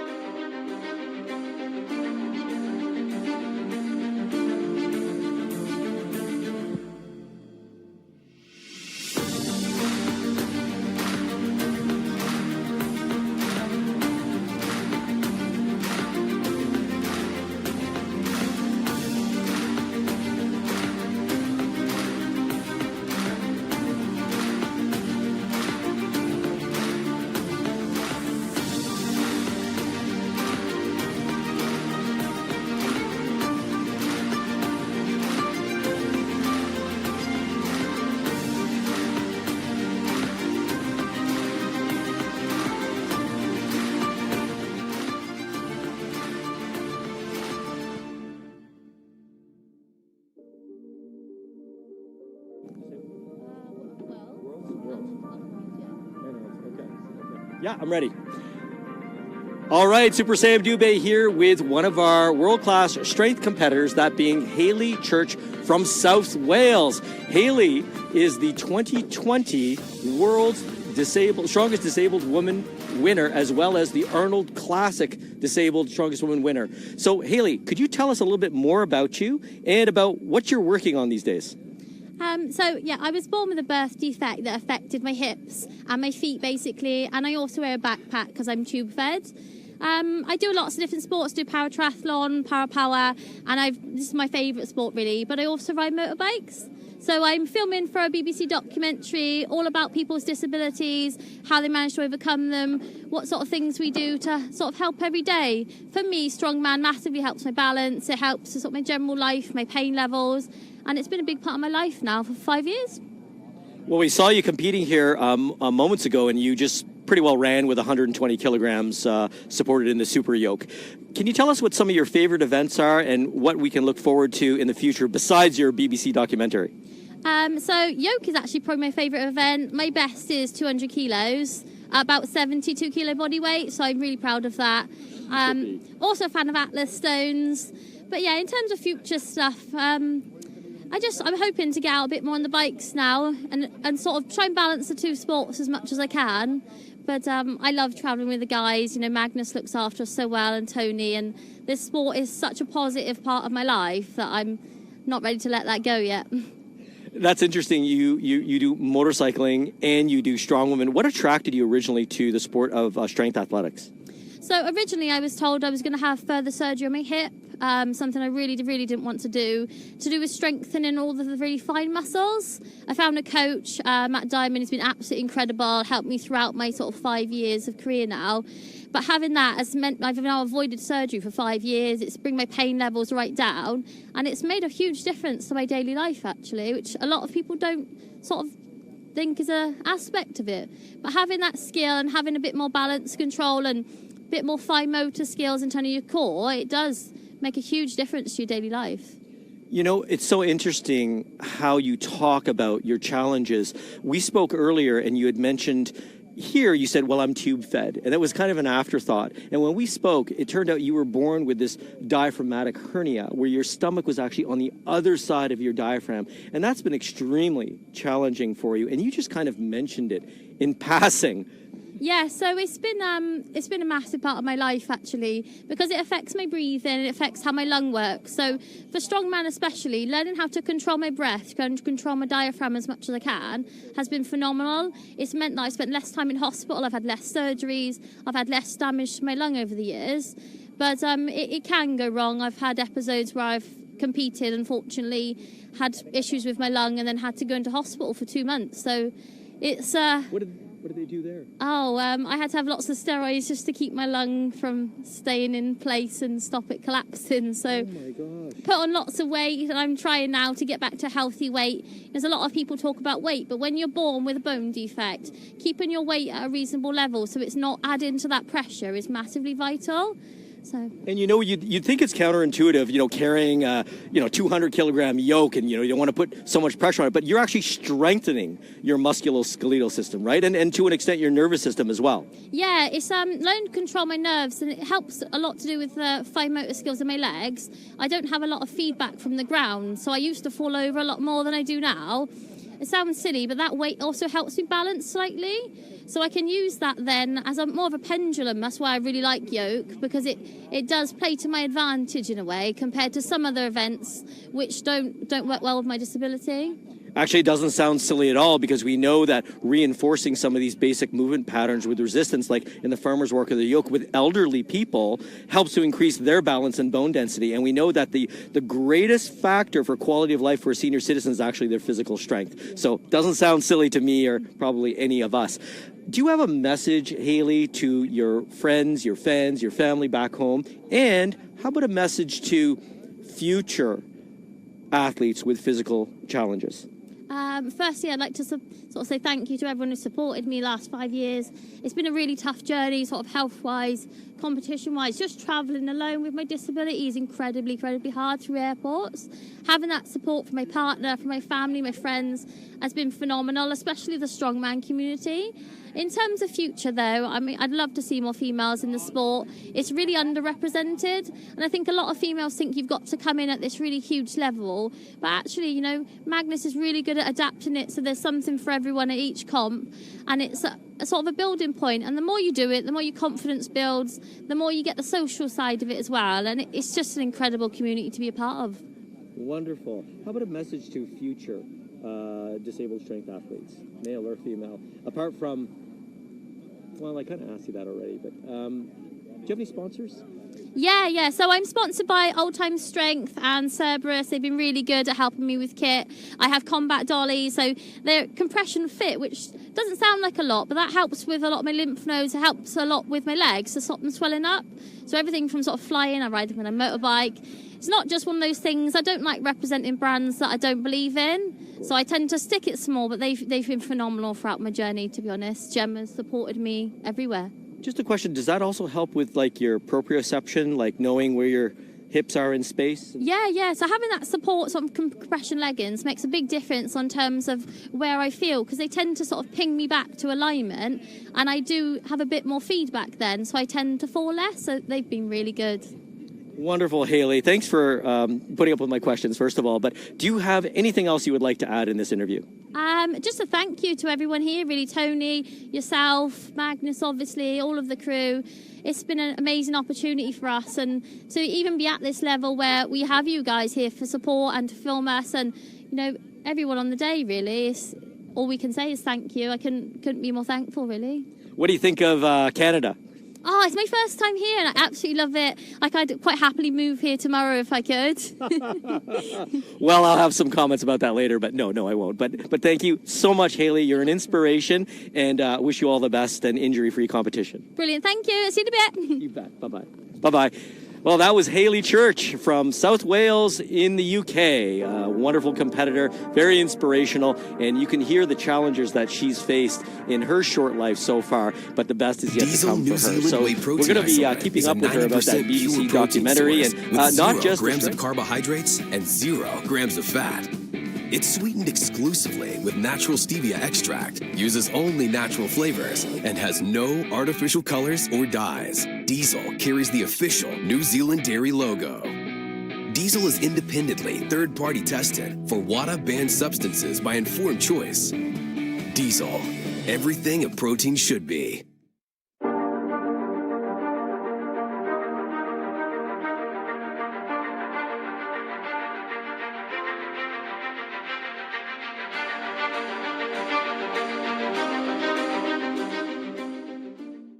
Rob, where did all these vehicles come from?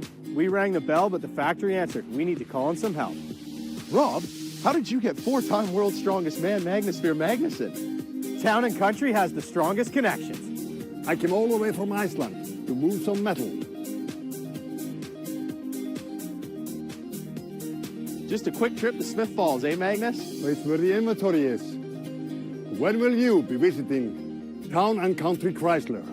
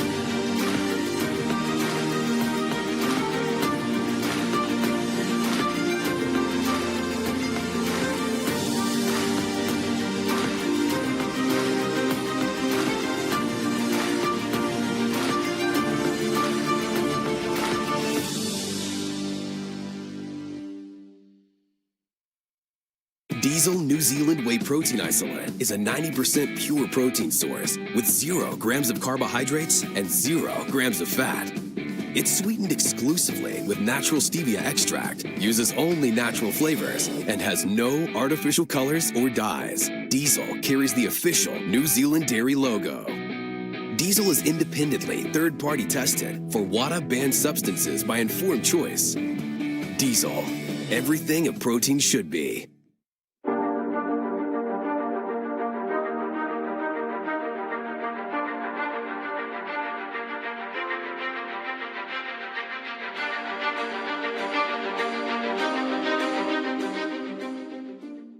Rob, where did all these vehicles come from? We rang the bell, but the factory answered. We need to call in some help. Rob, how did you get 4-time world's strongest man, Magnus Ver Magnusson? Town and Country has the strongest connections. I came all the way from Iceland to move some metal. Just a quick trip to Smith Falls, eh, Magnus? It's where the inventory is. When will you be visiting Town and Country Chrysler?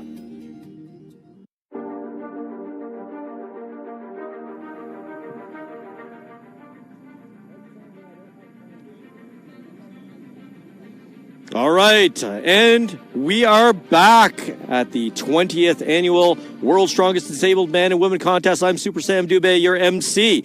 We are back with the third and final event of the day, that being the Farmer's Hold for the seated Class 1 and 2s and the Farmer's Walk for the standing Class 1 and 2s. Behind me, you can see the competitors getting ready. We have Rebecca Slater, I believe, from the UK, and we have Alfie Wright, also from the UK, in the seated division. I will give you the details on the poundages in a moment.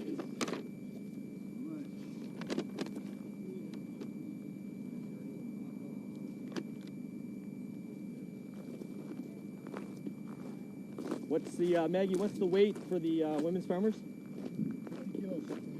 50 kilos per hand for Rebecca Slater. You can see she's got a shoulder harness in place to compensate for the lack of right arm.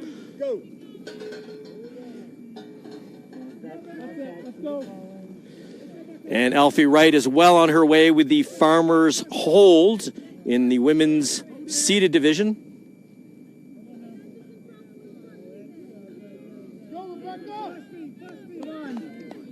In the Farmer's Walk, this is 10 meter by 10 meter, unlimited drops, time limit of 60 seconds. The implements must cross the line.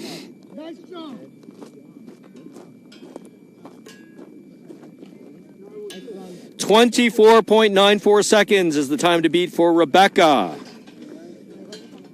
And the time for Alfie was... Max, sorry, the time for Alfie? 35.69. 35.69. 35.69. Poor Alfie, when I walked by, I said the time was she's not good enough. That's how motivated these athletes are. Are you okay, Alfie? Tell us what happened. Yeah, no, it was just hard on the handles. Like, I didn't have it at the right angle, so it was like rubbing on my hands and took some skin off. Now, Alfie, it's apparent you've got a nasal tube in. Can you tell us what that is for? I have gastroparesis, so my stomach doesn't digest food, so I have to have an NJ tube to feed, otherwise I can't eat food. Are you telling us that you're eating during the events right now? No, I'm not attached to my machine. No. I'm sorry, I couldn't resist there. I couldn't resist. No, I haven't got my machine on because I'm in a seated category. When I do things, my machine, like Hayley's got hers on, I tend to have a machine and it falls over the top of my head. Yes. And you can see Hayley right now with her backpack, 50 kilograms per hand. Hayley Church, we just interviewed her from South Wales. Yes, so she has the same sort of feeding machine as me, but we've got different conditions. Yes, because she does not have a feeding tube. She does. At least not in right now. Yeah. Okay.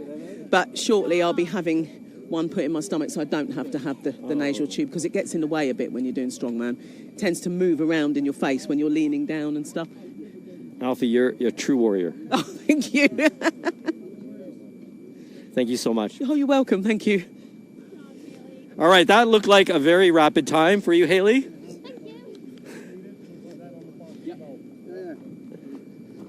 What was the time on that for Hayley, please? 17:28. 17:28. We've got Gary Clark up next in the seated.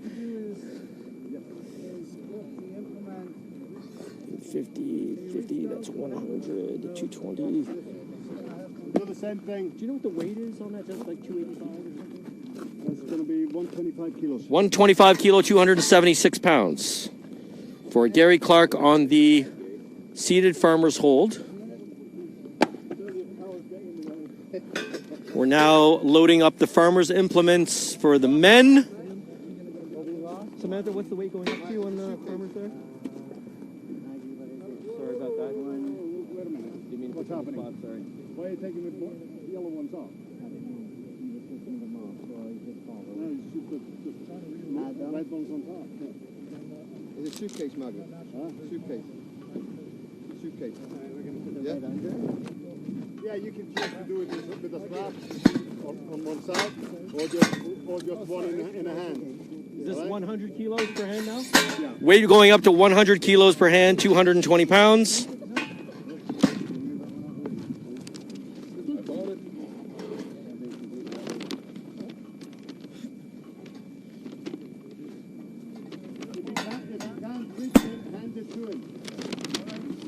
We have Mark Tonner up next for the UK.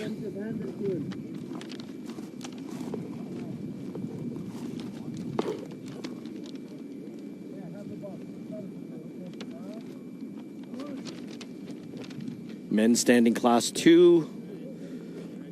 And he is doing one-handed farmers.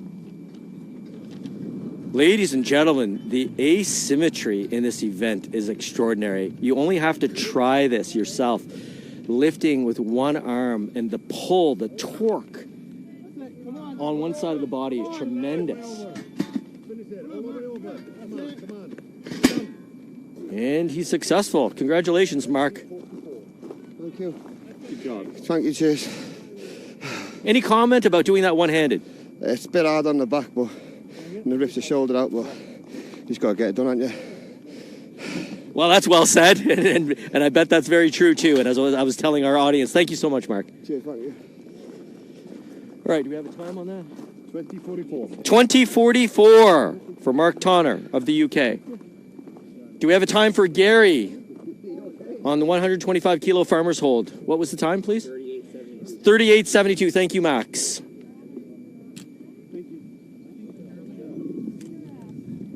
Thanks, Gary. Mike Deal, 100 kilogram, one-handed farmers. The grip's coming a little loose there. All he needs to do is touch the line at the halfway mark, 10 meters, and then another 10 meters. Here he comes. He's almost there, just a little more. He's got to get the full implement across. Oh, more. Just a little more. It's got to get all the way over. There we go. What an effort by Mike Deal. No, wait. Okay. Yeah. Right. So let's just say. Yep. Yep. So 30.00 seconds for Mike Deal. All right, Tom Quaznaza up next. The seated farmers hold. Tom, one of our heroic emergency personnel during 9/11. Suffering a systemic poisoning from the combusting substances during that emergency. Resulted in him being confined to a wheelchair.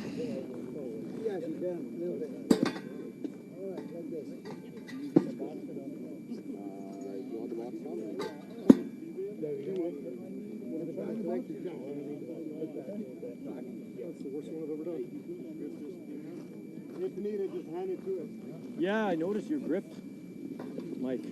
Can you tell us a little bit what happened there? I've seen you do that weight in the past. About halfway down, I started to rip a callus off, and it was digging into the flesh on my hand.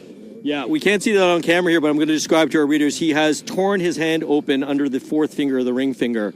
So that's unfortunate, Mike. And it's the way it is. Tough times don't last. Tough people do. Well said. Thank you, Mike.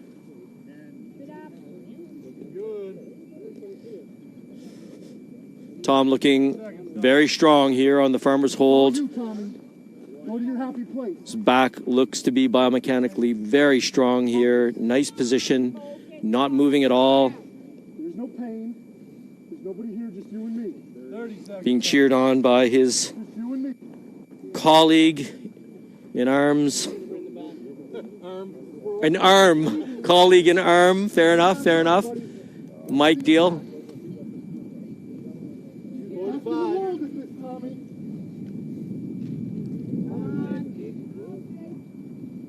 Lightweight, Tommy. He's in his own zone. Wow, he is rock solid here. He really is. 1 minute, Tommy. 1 minute. Somewhere else. Super strong grip. I mean, he doesn't even look challenged with this weight. It's a very nice setup this year with the hex type bar. Oh, he just shifted out of position, but he's fighting it. And in the farmers, we've got Steve Moore from Austin, Texas. And he's got 220 kilos per hand, I believe. Sorry, 120 kilos. Well done. Okay. So that was 120 kilos per hand, yes? Yeah. Okay. 120 kilos per hand, 265 pounds. So what do we have for Steve Moore's time, please? Sorry about that. 36:19 for Steve Moore in the Farmer's Walk, and for Tom Kwasnaza, 158.76, just short of 2 minutes. Congratulations, Tom. Tom, what was going through your mind during that event? To try to be as relaxed as possible. Wow. Not to concentrate on it. Just to have everything in line. Be relaxed and just hold on. Congratulations. That was awesome to Thank watch. you. That was awesome to watch, He said to be as relaxed as possible, and that's exactly the way he looked. He was rock solid, and it was only near the end did he suddenly shift position, but he managed to maintain for several more seconds. So what a performance there by Tom Kwasnaza. All right, up next, we've got Mike Bishop from the UK, all 6'5", 302 pounds of him. Take a grip. Be focused, man. Be focused. Come on. 265 pounds per hand here, 120 kilos for those metrically inclined. Yes, come on. Moving well, nice transition. Good technique. I love how he lifts off. Moving strong, got to get all the way over, and he does it with authority. 16:06. That's the time to beat. Well done, Mike. He just said, I'm just going to go collapse off camera.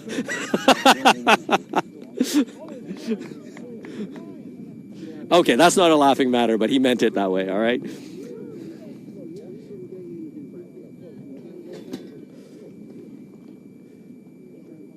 One thing that's really admirable about these athletes is that they can talk about their challenges.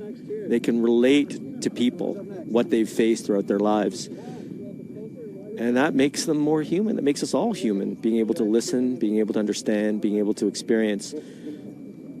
It brings us together because we are more alike than different. We have Davith from Wales. He's only been at this for a year and a half.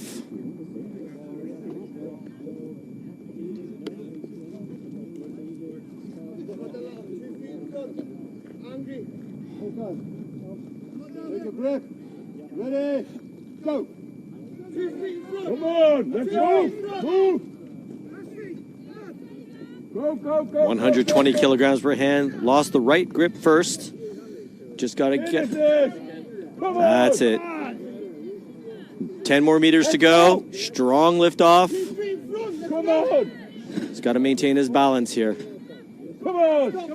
Now, this is near his max farmer's walk. He's only done 5 kilos more per hand in the farmer's walk here. And remember, he's only been at this a year and a half. Ooh, it looks like he may have torn a callus. That's the bane of the farmer's walk, is tearing a callus. Great effort there by David. Yeah, can you show the camera what happened? Yeah. Oh, he had 2 calluses, badly torn. If we can zoom in on that, that's what he was fighting. Battle scars. Absolutely. How are you feeling right now, David? Out of breath, I could do with a drink. Okay. What a warrior. Thank you. Thank you. David. Okay, you better get that attended to. Peter Lynette, looking very strong. You can see he has an interesting grip, an offset grip on the trap bar. It's technically a hex bar.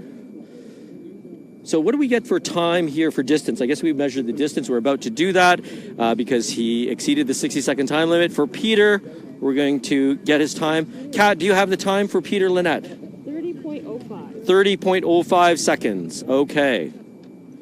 We're now measuring the distance, 10 meters plus another 2 or 3 meters, it looks like, for Davith. We'll have to see how Davith is doing, what he's going to do about those torn calluses. They look pretty bad. So sometimes they can be glued down, but that's usually just a very 13 meters for Davith. So in the event that a competitor doesn't finish the farmer's walk or in fact a super yoke course, what happens is you measure the distance traversed in the time limit. Mac McLaren's up next.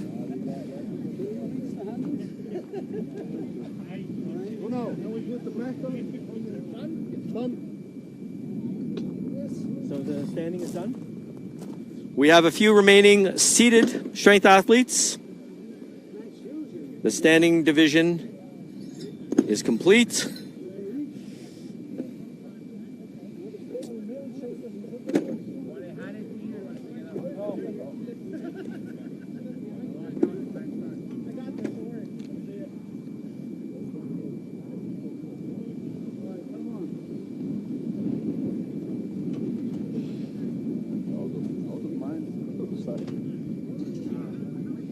David ripped 2 calluses off his hand. It was bad.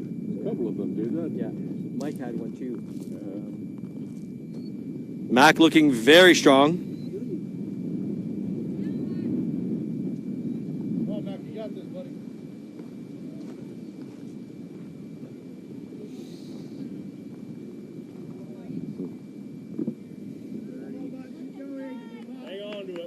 He and Tom Kwasnaza from the same school of thought regarding this event look very relaxed. Beautiful position. You can see how upright his spine is with the natural curvature still intact.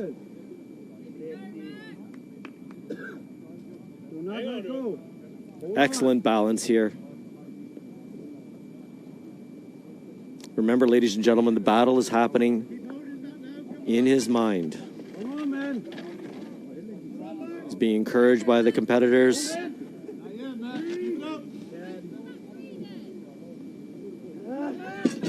And lost the grip on the right hand. Hopefully no torn callus. These are injuries that are kind of inherent to the sport. I mean, you want to toughen your hands up as much as possible. You see that the athletes don't wear gloves. That's because it also increases the size of the hand. It makes you less perceptive of what's actually going on in your hand. And it affords some give in the grip, which is what you don't want. So anyone who complains about their partner with calluses on, you want to build those, generally speaking. You might have to do some callus maintenance so they become less prone to ripping off, but otherwise the callus is actually an adaptation to toughen up your body, to facilitate the heavy lifting, the heavy gripping. Okay, who is up next? Do we have any other competitors left? Anyone left? All right, Jeff King of Canada is up next.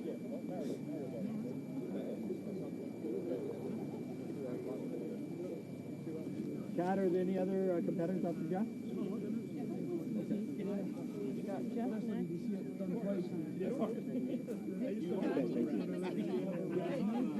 So Jeff King's up next on deck. Martin Ty in the hole. Dave. Yeah, that's right. Dave Walsh. After this, weight change. 20 kilo more? So the weight here, 276 pounds, 125 kilograms. Jeff King of Hamilton, Ontario. Canada, for those of you watching internationally. I hope you guys are enjoying the show out there. A lot went into producing this. And certainly the recording will be available. But we are live right now from Perth, Ontario, Canada. Just an hour outside the nation's capital of Ottawa. About halfway to Kingston, which is right near the U.S. border. It's a beautiful but windy day. We have 3 more events for you tomorrow, as well as a Ontario Provincial Championship. Different division, men and women.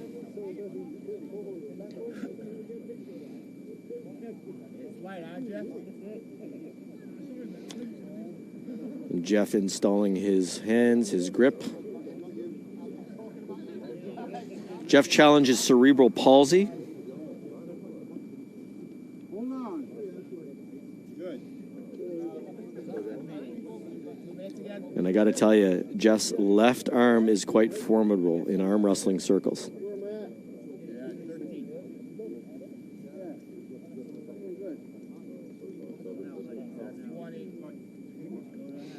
So you want to move as little as possible in this event because you don't want to waste energy stabilizing yourself.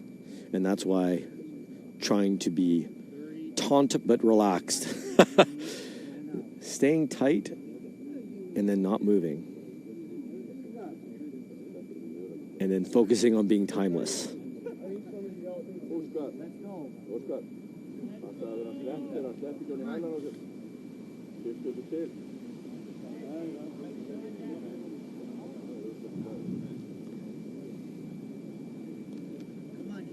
And Jeff is still looking quite strong. It's just past 1 minute. As Jeff asked the referee, Max Boudreau.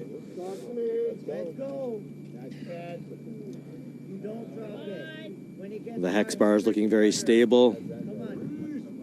The spotters being very vigilant of Jeff maintaining his grip. And the moment he loses his grip, they're going to spot the 125 kilograms. Come on, more. We need 25 more seconds. And the battle here is where the mind goes, the body will follow. There we go. Oscar from Iceland, spotting well. What do we have, Max? 147.78. 140.78. Thank you. 1 minute, 40 seconds, 0.78. 1 minute, 40.78 seconds for Jeff King. Up next, Martin Ty of the UK. We're going to be adding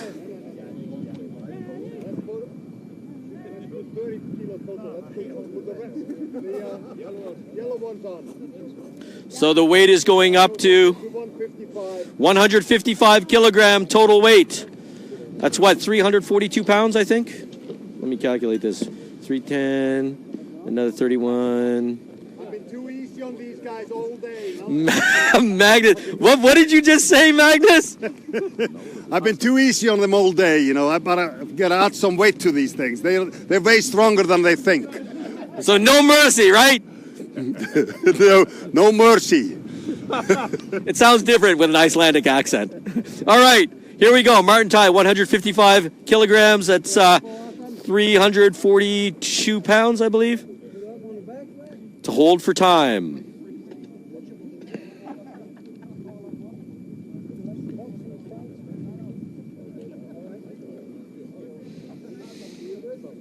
After Martin Ty, we have one last competitor, Dave Walsh of the UK.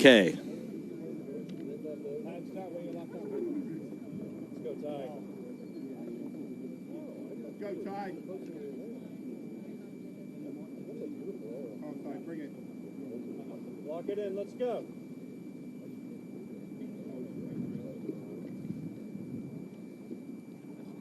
Martin looking very solid here. Nice symmetrical grip.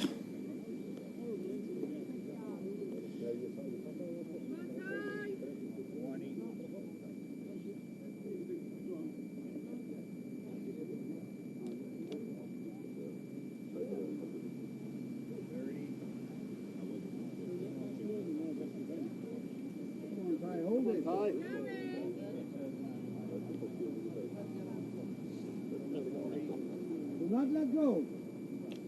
Let's go, Ty.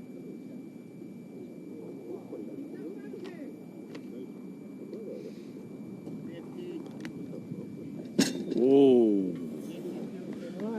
52.53 seconds for Martin Ty. And his direct competitor, Dave Walsh, up next. Winning time, Ty. Winning time. Time with a Y. There we go. Dave Walsh up next. I believe he's our final competitor in this event. No? We have one more? Two more? Okay. And who are they? Oh, okay. Thank you. Billy and Joshua will be up next in the men's class 1 seated.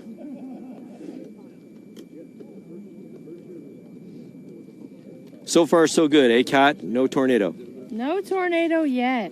I mean, no, there won't be. Exactly. Okay. Don't jinx it, Kat. Don't jinx it.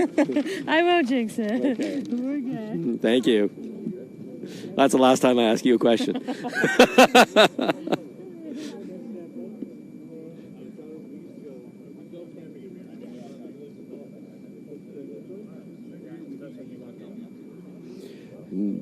To be accurate, we did not get a tornado warning for today. That was yesterday. And we are getting a little overcast. And the wind is strong, but no official tornado warning today. That was yesterday, while I was on the highway. Dave looking very strong.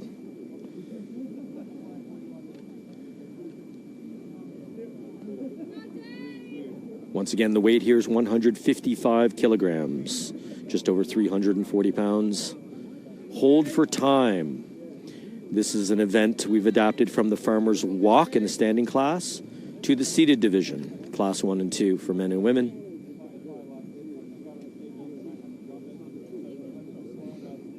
There is a tremendous opportunity for any athlete with physical challenges to get involved in the sport of strongman, strongwoman.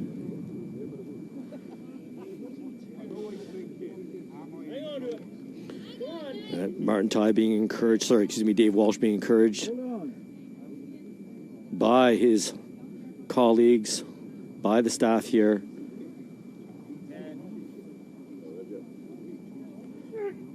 Wow, what an effort. He is shaking. There we go. Time, please. 1:15.14 seconds for Dave Walsh. We have two more competitors in the men's standing class 1.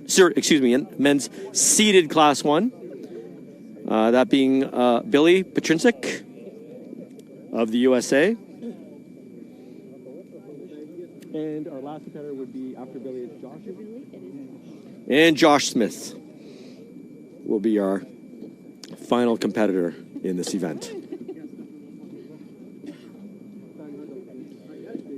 Now, Billy did mention that he suffered a abdominal hernia earlier in the week, and it manifested itself during the seated deadlift. He was unable to get on the board in the seated deadlift. We will see what he can do here, supporting the weight rather than moving through a range of motion from the ground. He's being very careful not to increase his intra-abdominal pressure in excess here. He's looking very strong, very solid. His eyes are closed.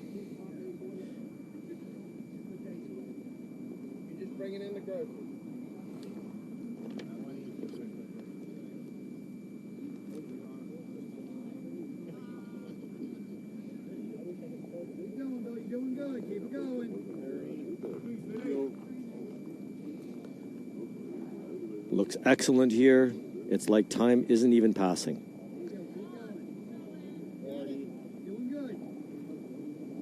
There's almost a sense of reverence here right now.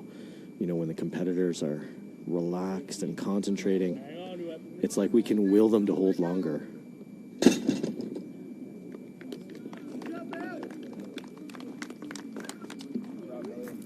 Time, please. 55.41 seconds for Billy Petrinzik. Billy, how's your gut feeling? That's feeling a lot better. But about 4 or 5 weeks ago at Americas, I strained every ligament in my hand doing stones. So we did a 250-pound stone. I got 15 reps in a minute. So I strained every ligament in my hand. Wow. So that's the ligament that went. But it is what it is. Okay, well done then. Thank you so much. Okay, what an inspiration, folks. Billy Petrinzik of the USA. And last but not least, we have Josh Smith.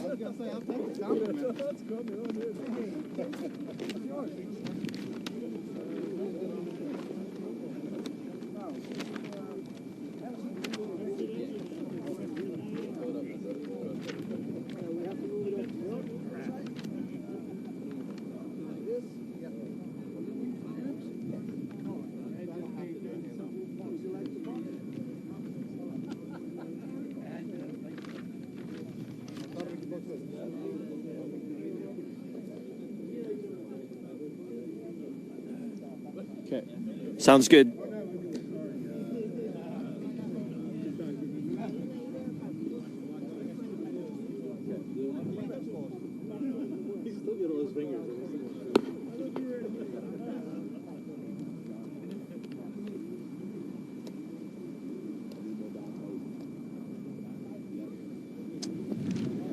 I think Sean, I'm just going to do a summary because the guy I want to interview, I don't see him.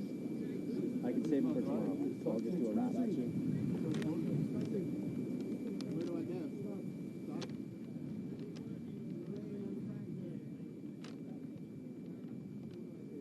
You gotta hold it in the middle handle.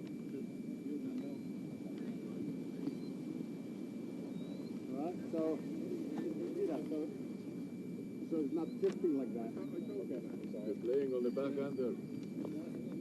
Just recoup and Take a little time. So it looks like there was a bit of an issue with the grip. Grip is a component of this event. The hand strength is a component of total body strength, but they're allowing him a second attempt here because I believe he's new, completely new to the event.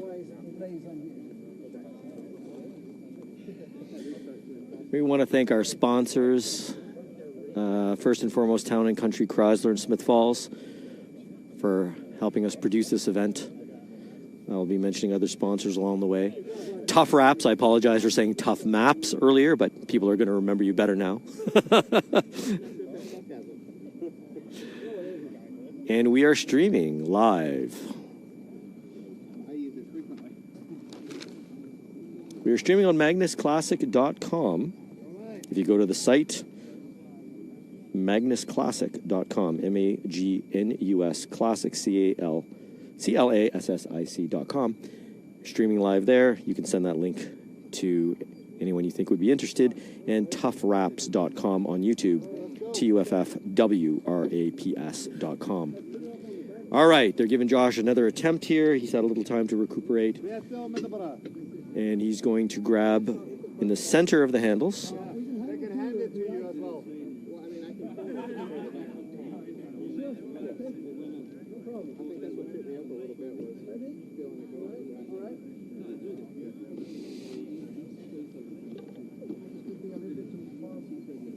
they can hand it to you as well if you want. So Magnus is informing Josh that the spotters are permitted to hand him the 155 kilogram hex bar if he wishes.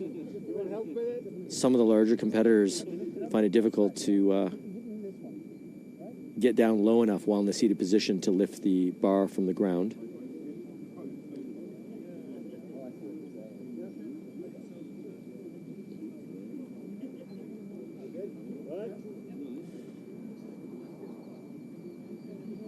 And Josh is off. Here's our last competitor for the event, and thus the last competitor for the day. Don't forget to join us tomorrow for 3 more events, plus the Ontario Provincial Strong Men and Strong Women Championships. Right here from Perth, Ontario, Canada.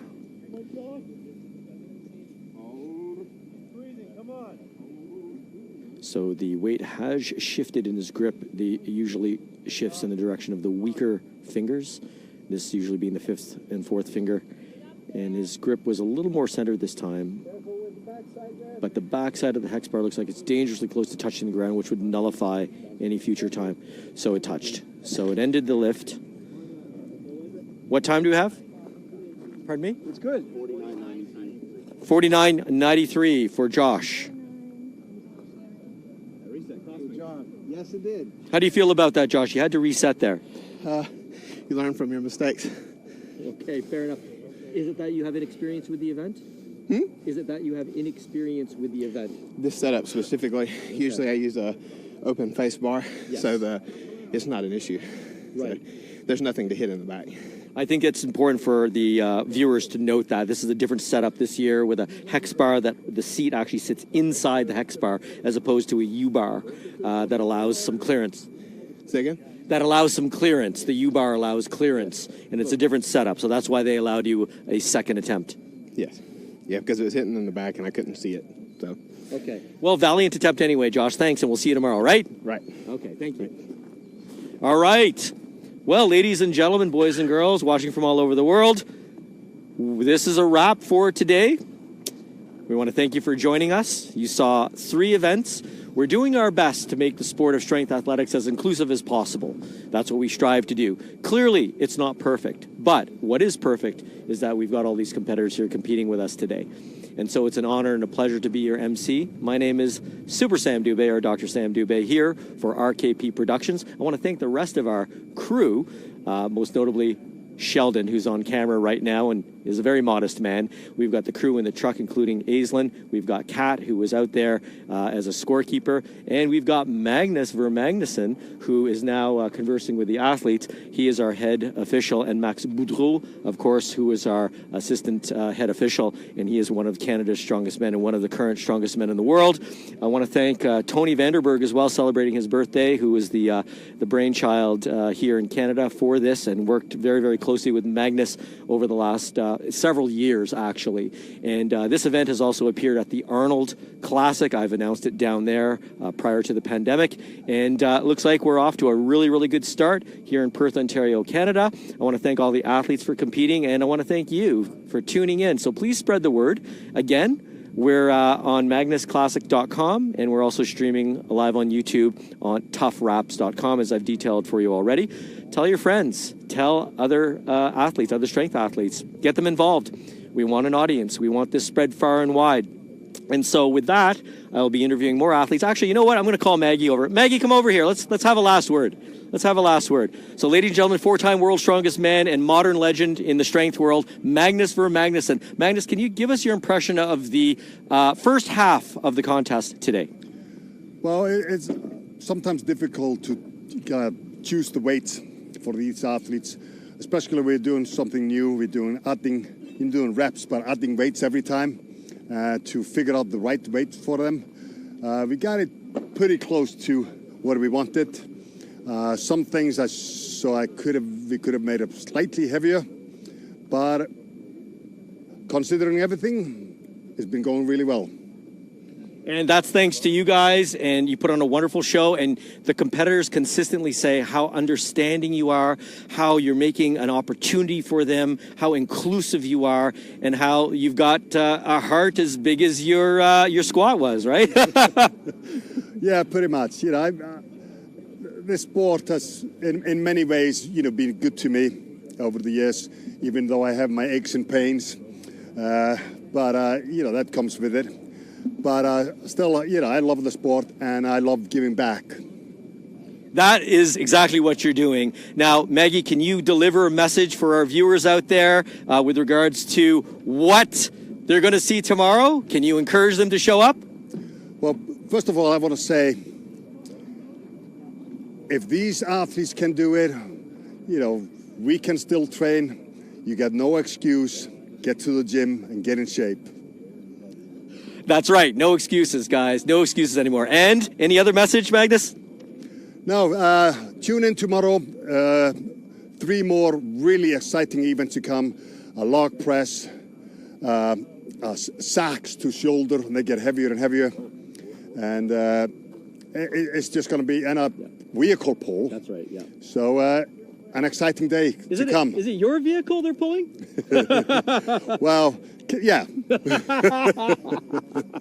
Well, it doesn't get any more honorable than that. You don't want anyone wrecking Magnus's vehicle. You should try these Grand Wagoners. They are just unreal. Wow, so a nice plug there for the Grand Wagoner. Magnus, thank you so much, and God bless you for doing all this. Thank you. It's been an honor and a pleasure. All right. Thank you See you so later. much. For Magnus Ver Magnusson, I'm Sam Dubé. See you guys tomorrow. Thanks for joining us. Stay healthy and stay strong.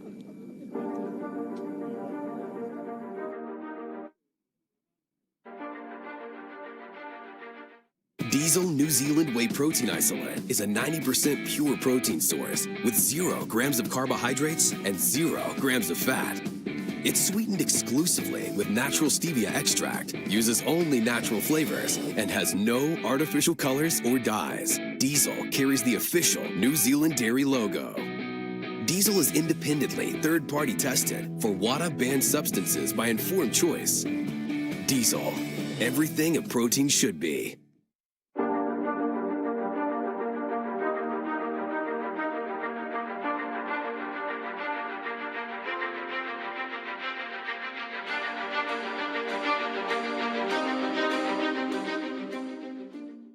Rob, where did all these vehicles come from? We rang the bell, but the factory answered. We need to call in some help. Rob, how did you get 4-time world's strongest man, Magnus Ver Magnusson? Town and country has the strongest connections. I came all the way from Iceland to move some metal. Just a quick trip to Smith Falls, eh, Magnus? It's where the inventory is. When will you be visiting Town and Country Chrysler?